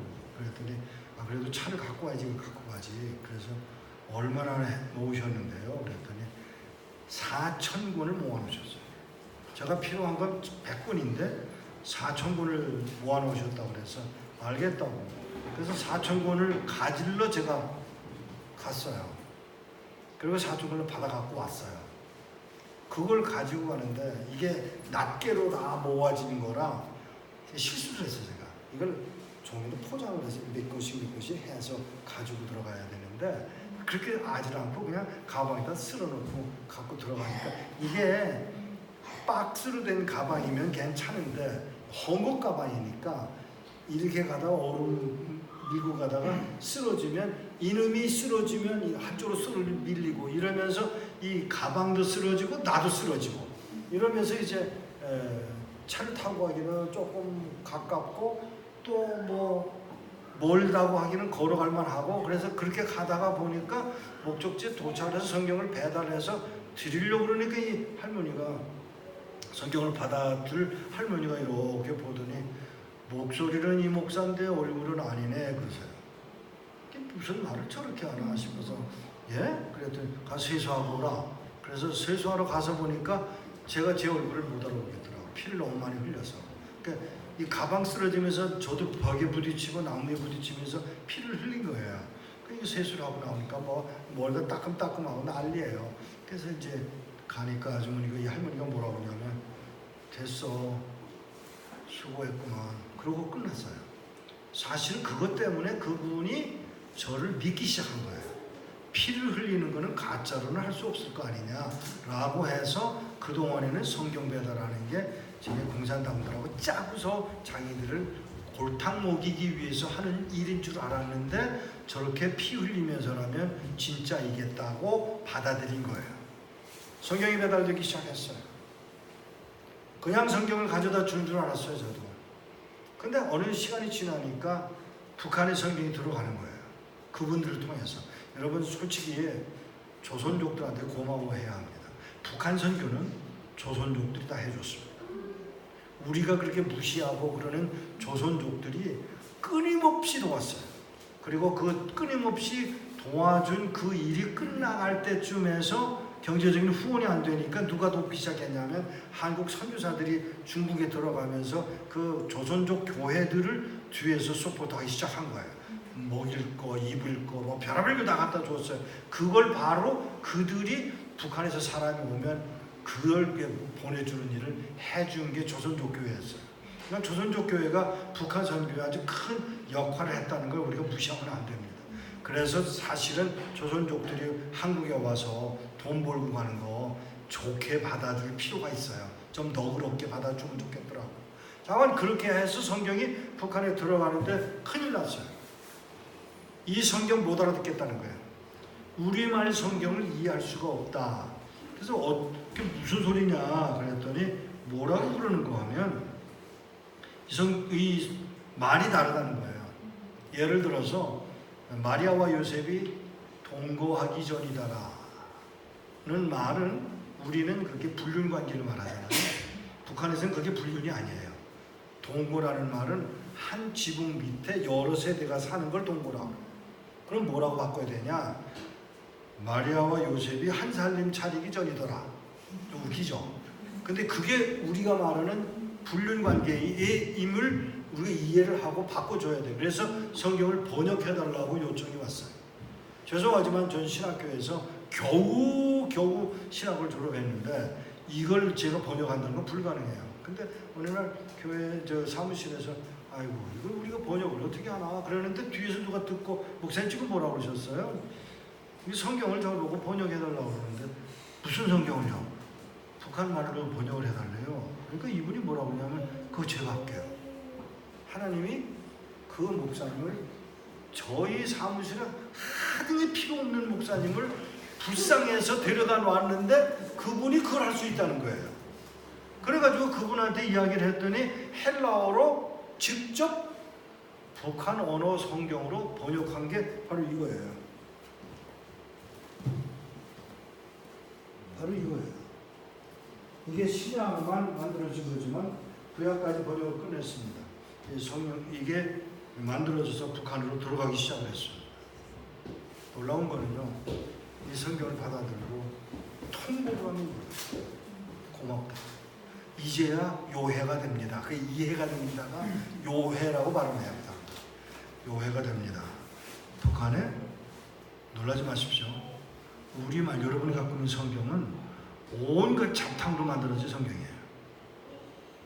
이게 헬라어에서 번역된 게 아니고요. 중국어, 일본어, 러시아어, 또 영어도 여러 가지 이런 것들이 짬뽕이 돼서 만들어진 성경이 우리 성경이에요.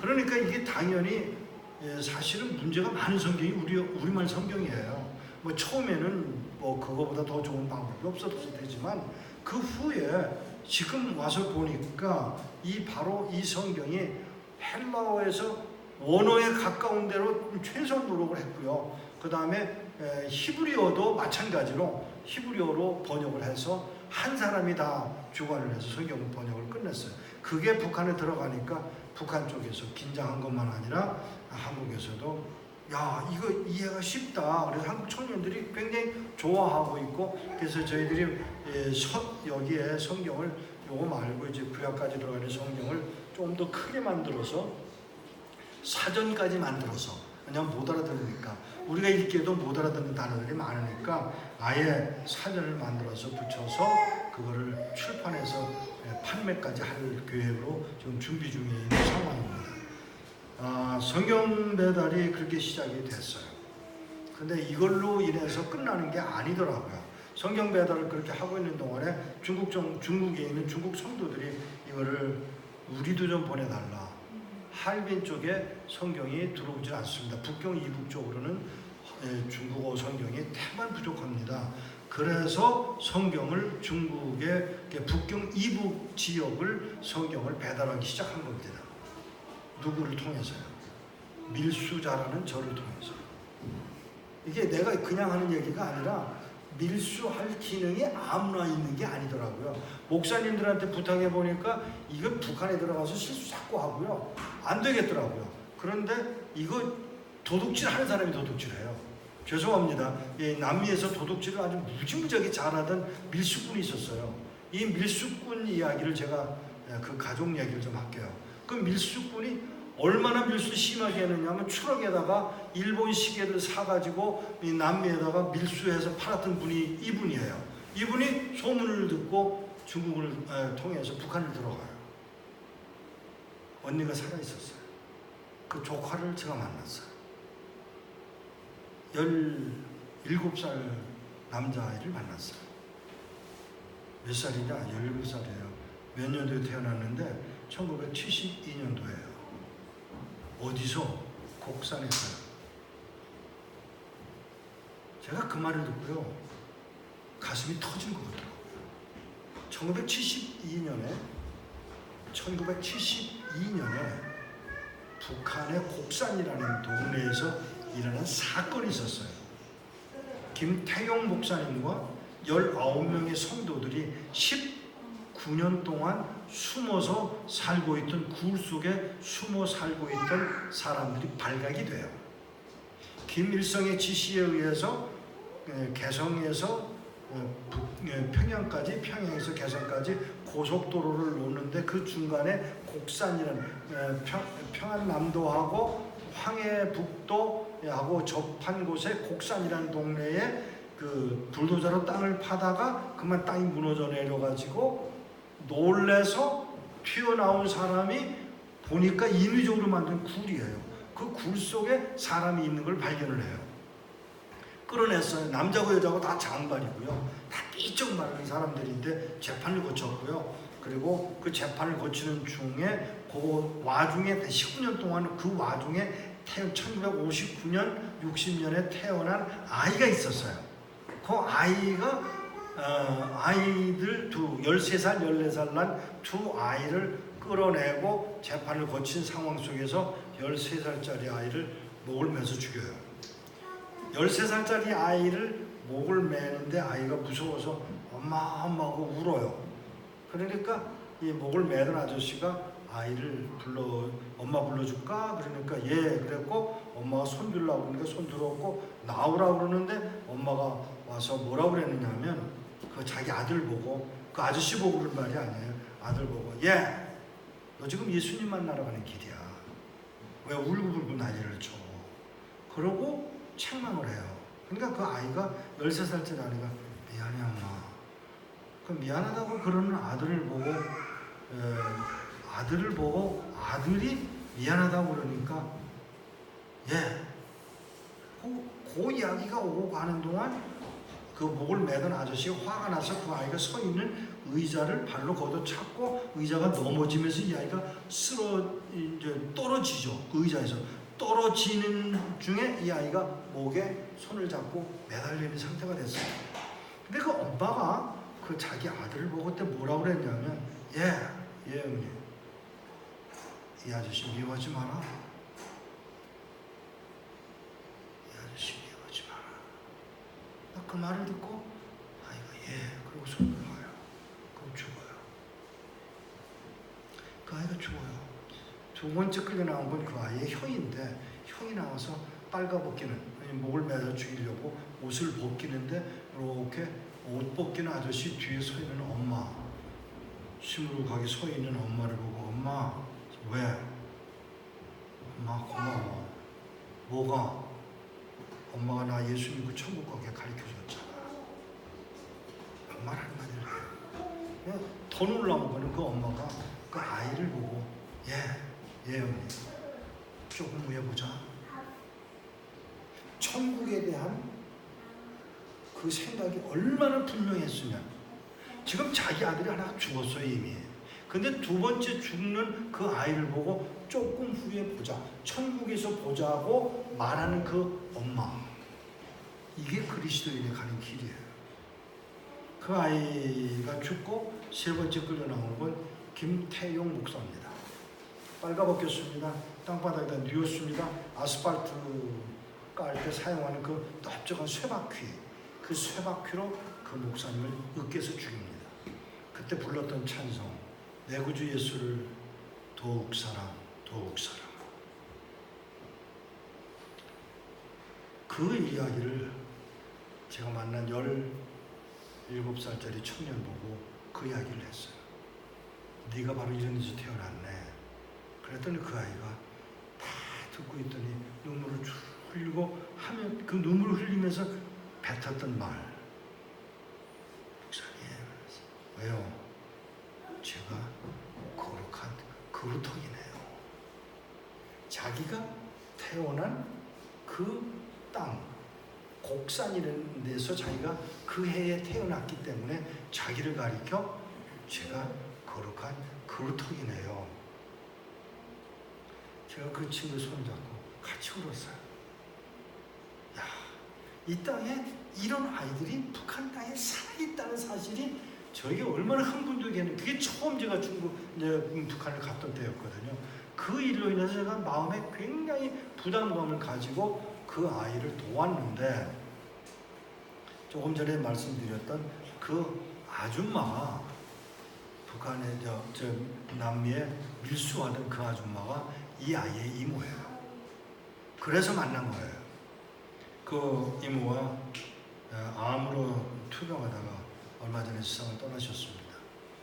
근데 그 아이가 이제 그 이야기에 훈 얘기를 해야 돼요. 제가 25년, 27년 동안을 후원을 했어요. 먹을 거나 입을 거나 약간 돈이나 기회 있는 대로 그 청년을 도왔어요. 근데 얼마 전에 편지, 너덜너덜해진 종이에 편지 한 장이 날라왔어요.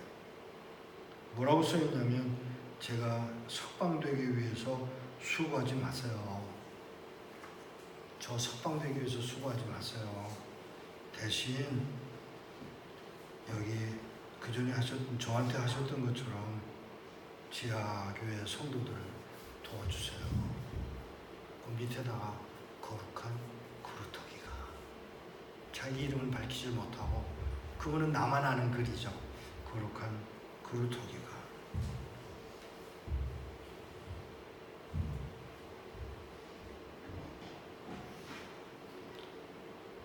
북한에 사역을 위해서 수고했던 미국에 오는 목사가 잡혀 들어가서 북한에 드나들면서 일을 많이 했어요. 병원도 세우고 또 양로원, 고아원 할 것 없이 많이 도왔는데, 뜻밖의 어느 날 그 목사님이 뭐가 문제가 됐는지 잡혀 들어가서 감옥에 머물게 돼요. 나이는 들었죠. 병은 진해지죠. 약은 공급되지 않죠. 그러다가 보니까 이분이 이러다가 아무래도 죽겠다 싶어서 종이에다가 뭘 썼냐면, 자기가 만난 지하교회 성도들의 이름을 북한 당국에다가 써서 넘겨줬어요. 그 이름 중에 하나가 거룩한 그루터기예요. 근데 거룩한 그루터기라고 스스로 밝힌 그 아이는 오히려 저를 구하기 위해서 수고하지 마세요라고 보내왔는데 비해, 목사님은 살겠다고 그렇게 이름을 써서 주는 바람에 그분은 석방이 돼서 지금 미국에서 유명한 강사로 활동하고 계십니다.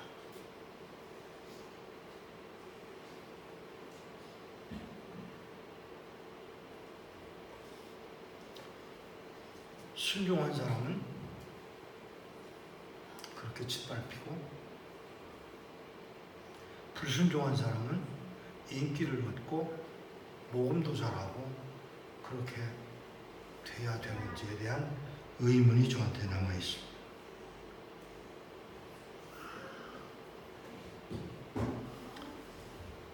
시계가 없어서 지금 몇 시예요? 벌써 9시네요. 끝날 때가 되지 않았어요? 사실은 제가 지금 본론도 못 들어갔어요.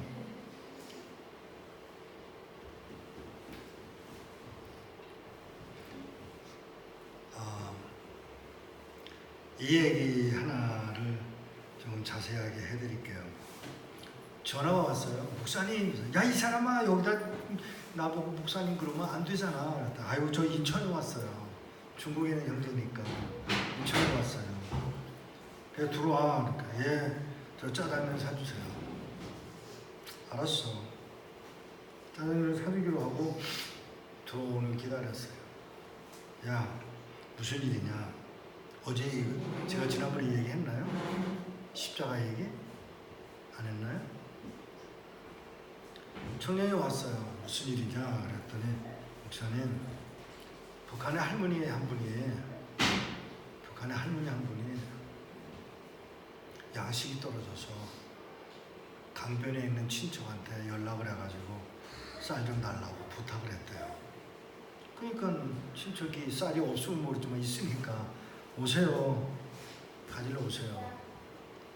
땅으로 이렇게 평지로 가면 오래 걸리고 산을 넘어가면 생각에는 산이 더 오래 걸릴 것 같지만 그 산이 위치가 좋아서 그 산을 넘어가면 금방 가실 수 있는 곳이에요. 그래서 갔어요. 할머니가. 아니에요. 산꼭대기에 올라갔다가 그만 못 볼 걸 봤어요. 빨간 십자가. 생전 어릴 때 십자가를 본 거 외에는 십자가를 본 일이 없는 거예요. 그게 늘 그리웠던 거예요, 이 할머니.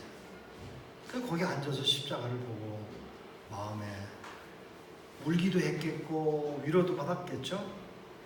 그리고는 시간이 돼서 내려가가지고 쌀을 한 가마 주겠다고 그러는데 아니야, 나 요만큼만 줘. 왜 쌀을 한 가마를 안 받고 요만큼만 받았을까요? 십자가 보러 올라가고 싶어서. 그래서 쌀을 조금만, 그게 여러분 그냥 생각하지 마세요. 그게 결정적인 얘기예요. 쌀보다 십자가 한 번 더 보고 싶어서 조금만 가지고 올라가서 십자가를 이렇게 보고는 또 집에 가야 되니까 집으로 돌아가서 그 다음 주일날 10시 반쯤에서 거기 와서 앉아서 교회를 바라보고 있는 거예요. 그렇게 볼 수 있는 데가 있어요. 중국에 가면. 이렇게 바라보다가 무슨 생각을 했냐면 아, 지금 예배 시간인데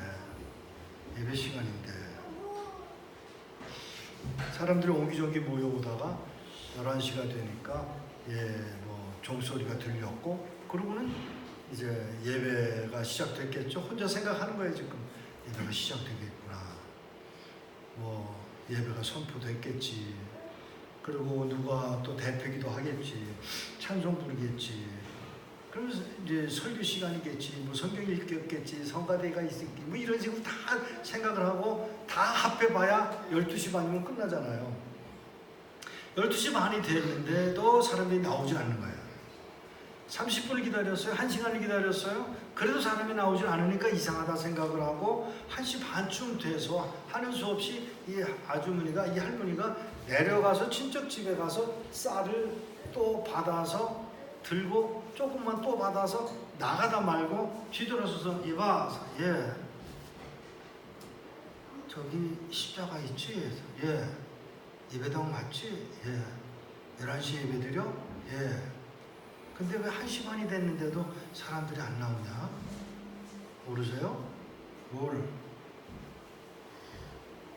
예배 마치고요 국밥 먹고 가요. 그게 우리들한테는 아무런 의미가 없는 말로 들리는데 이 할머니는 그 말에 그만 국밥? 예배드리고 국밥까지 먹고 가? 그러고 거기 아주 그냥 대성통 걸어 우신 거예요. 그러기를 몇 번을 하는 이야기가 바로 저한테 짜장면 사달라고 했던 그 형제한테 들어갔어요. 목사님, 나 십자가 세우려고 그래요. 돈 좀 줘.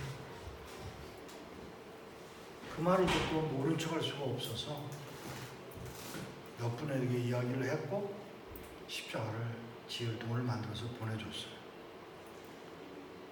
근데 웃기는 일을 한 거예요, 이 친구가.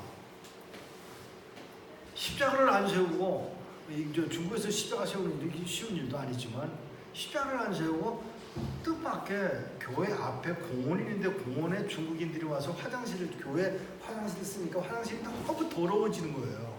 그러니까 그만 홧김에 그 돈을 십자가 세울 돈으로 땅을 몇백 걸 이렇게 부셔내고 거기다 화장실을 잘 지어놨어요.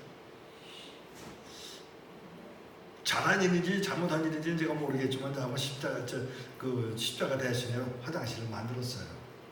얼마 후에 공산당 당원 가운데 사람이 와가지고 고맙네. 인민을 위해서 화장실을 만들어 줘서. 그러니까 이 친구가 아주 능청맞게 뭐라고 하냐. 인민을 위하여 인민을 위한 화장실을 만들어 줬기로 뭐 그렇게 대단하냐고 일부러 말을 그렇게 했어요. 그러니까 아니야 사람아. 근데 나가면서 하는 말이 있잖아. 교회가 십자가가 없잖아. 다 교회인 줄 아는데요 뭐. 아니야 이 사람아. 그래도 우리 중국 땅에 종교회가 자유가 있다는 것을 보여주기 위해서라도 십자가 하나 세워야지. 그러니까 이 친구가 그 말을 듣고 마지못해 사는 듯 십자가를 세우기로 했어요. 십자가를 세웠어요. 아주 높이. 동기가 그 할머니 때문에. 근데 십자가를 높이 지어놨는데 돈이 남았어. 저한테 연락이 왔어요. 목사님 이거 돈이 남았는데 어떻게 해요? 뭘 어떻게 해? 강변에 십자가 없는 교회들이 많이 몇 개 보이던데 거기다 십자가 하나씩 세워주라. 알았어요. 사랑하는 여러분, 만일 여러분에게 누가 십자가 하나 세울 돈이라고 요청한다면 어떡하실래요? 십자가는 돈이 들지 몰라요. 성경 한 권 달라면 어떡하시겠어요?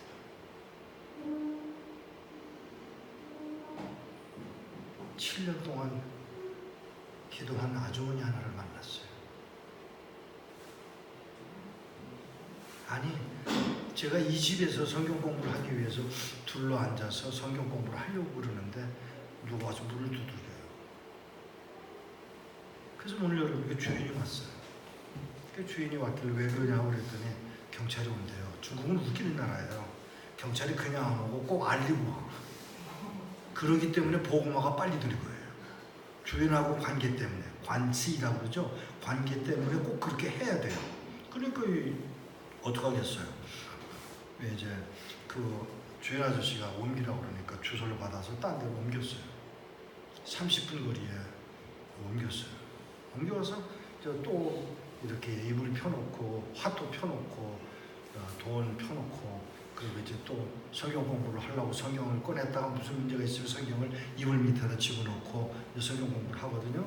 근데 또 누가 와서 문을 두드리는 거예요. 그래서 왜 그러지? 누가 그러지? 왜 이러지? 그리고 문을 열어주니까 야 30대 중반인 여자분 하나가 뭐라고 그러냐면 여기 미국에서 오신 성경 배달하는 목사님 계시죠? 전데요. 성경 한 권만 주세요. 여러분 아세요? 가난하고 어려운 사람일수록 자존심이 더 강하다는 거. 그 자존심을 건드리면 안 돼요. 부자는 예를 들어서 하버드 대학 나온 사람 보고 이 자식이 이렇게 머리가 나빠 그러면 아무 말도 안 해. 그런데 고등학교밖에 안 나온 사람 보고 이렇게 머리가 나빠 그러면 죽일 듯이 던져요. 그게 인간이거든. 가난한 사람 보고 왜 너는 이렇게 한 말하면 안 돼. 성경을 한 권 달라고 그 말하는 그분들은 제가 죄송하지만 여기 어떻게 알고 오셨어요? 상상도 못할 말을 들었어요. 7년 전에 한국인 선교사가 자기네 동네를 지나가면서 전도를 해서 예수를 믿게 됐는데 그 선교사님은 성경이 없었어요. 그때부터 시작해서 7년을 기도했어요. 지난 일주일 전에 기도 중에 환상을 봤어요. 환상이 뭐가 있었어요? 환상이요. 이 집 약도 하고요. 주소하고요. 그래서 그때부터 시작해서 일주일 동안 산을 넘고 강을 건너서 버스 타고 기차 타고 온 게 오늘이에요.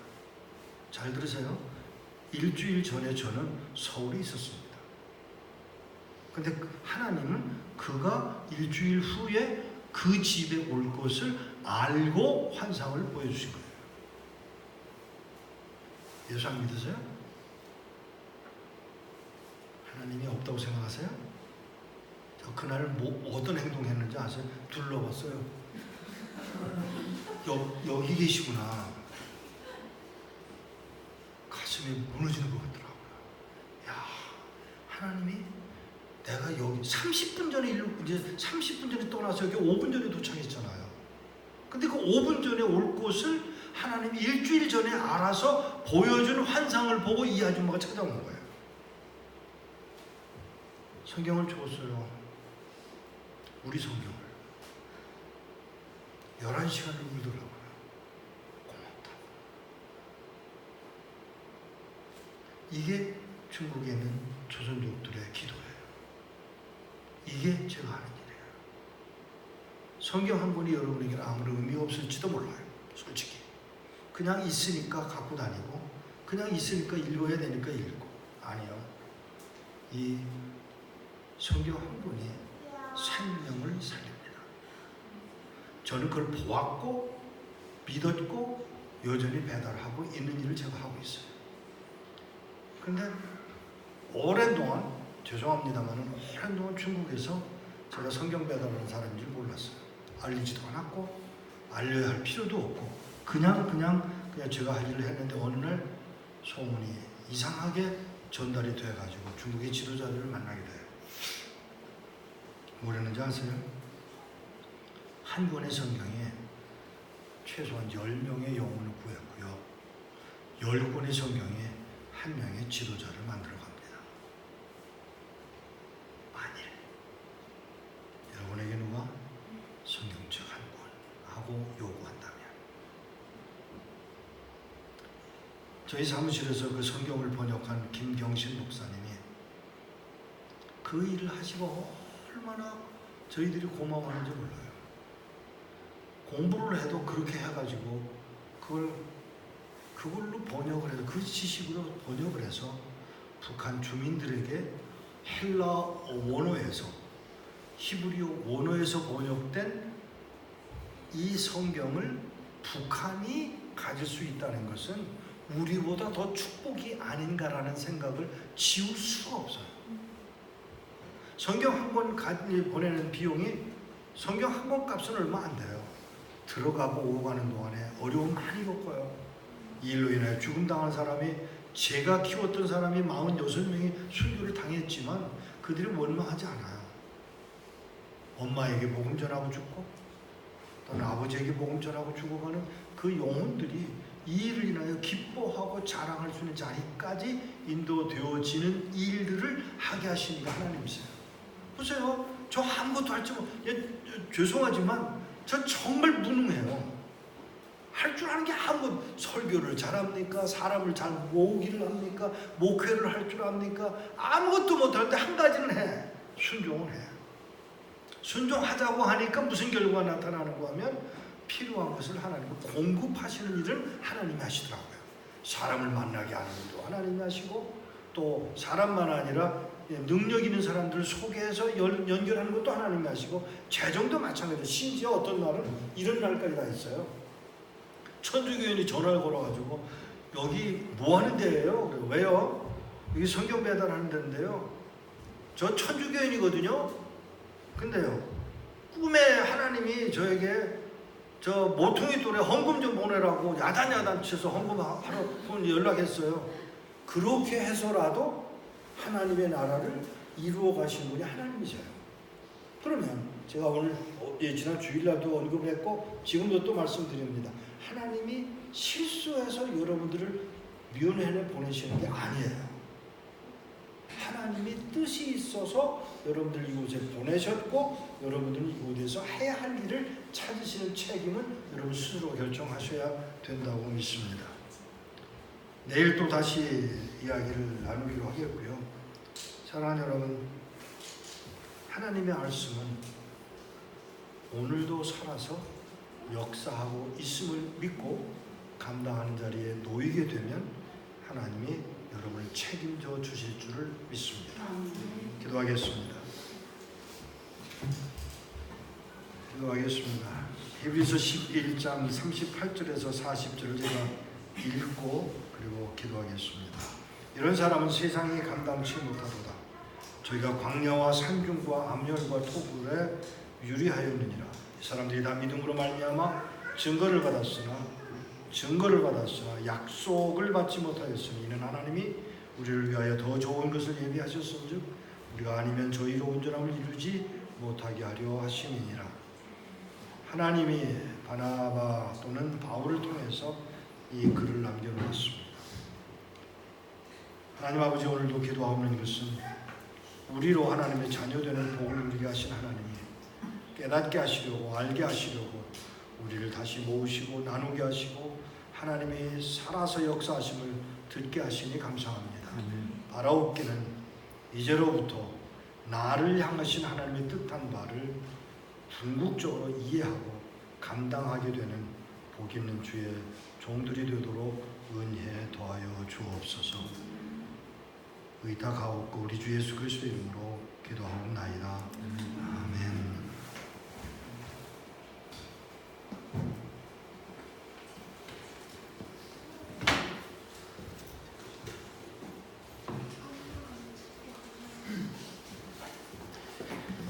네, 오늘 귀한 말씀 전해주신 이상 목사님께 다시 한번 감사의 말씀을 올립니다. 반가운 얼굴들이 많네요. 은혜를 많이 받으셨나요? 네, 여기 민은에서의 할 일을 찾는 귀한 시간이 되기를 바랍니다. 오늘 말씀 집회 첫날이었고요. 내일 같은 시간 같은 장소에서 또 둘째 날에 집회가 있고요. 토요일은 같은 장소에서 오후 2시에 예배가 드려집니다. 그리고 목사님께서는 주일 오전 10시 예배까지 집례해 주시고요. 그리고 이제 사모님과 그리고 함께 오신 나훈 목사님과 함께 한국에 떠나시게 되십니다. 남은 시간 또 이제 이 자리에 또 초청하시는 분들과 함께 이렇게 은혜를 받는 귀한 시간이 되기를 바라고요. 제 우측에 응접실이 마련되어 있는데 간단한 다과 음료가 준비되어 있어요. 이렇게 시간 가지시길 바라고 짧게 친교 나누시고 자유롭게 귀가하시길 바랍니다. 목사님께서 축도하시고 오늘 예배를 마치겠습니다. 우리 축구할 때도 일어나셔서 기도 받으시고. 하나님, 우리로 하나님의 이름을 부를 수 있는 특권을 주신 것을 감사합니다. 하나님의 자녀가 되었기에 감히 아버지라 부를 수 있고 아버지라 부름으로 하나님이 응답하시고 또 우리가 삶을 살아가는 동안 주의 이름을 인하여 기뻐하심을 인하여 감사합니다. 주의 뜻을 이루어드리는 자들이 되도록 긍휼을 입혀 주옵소서.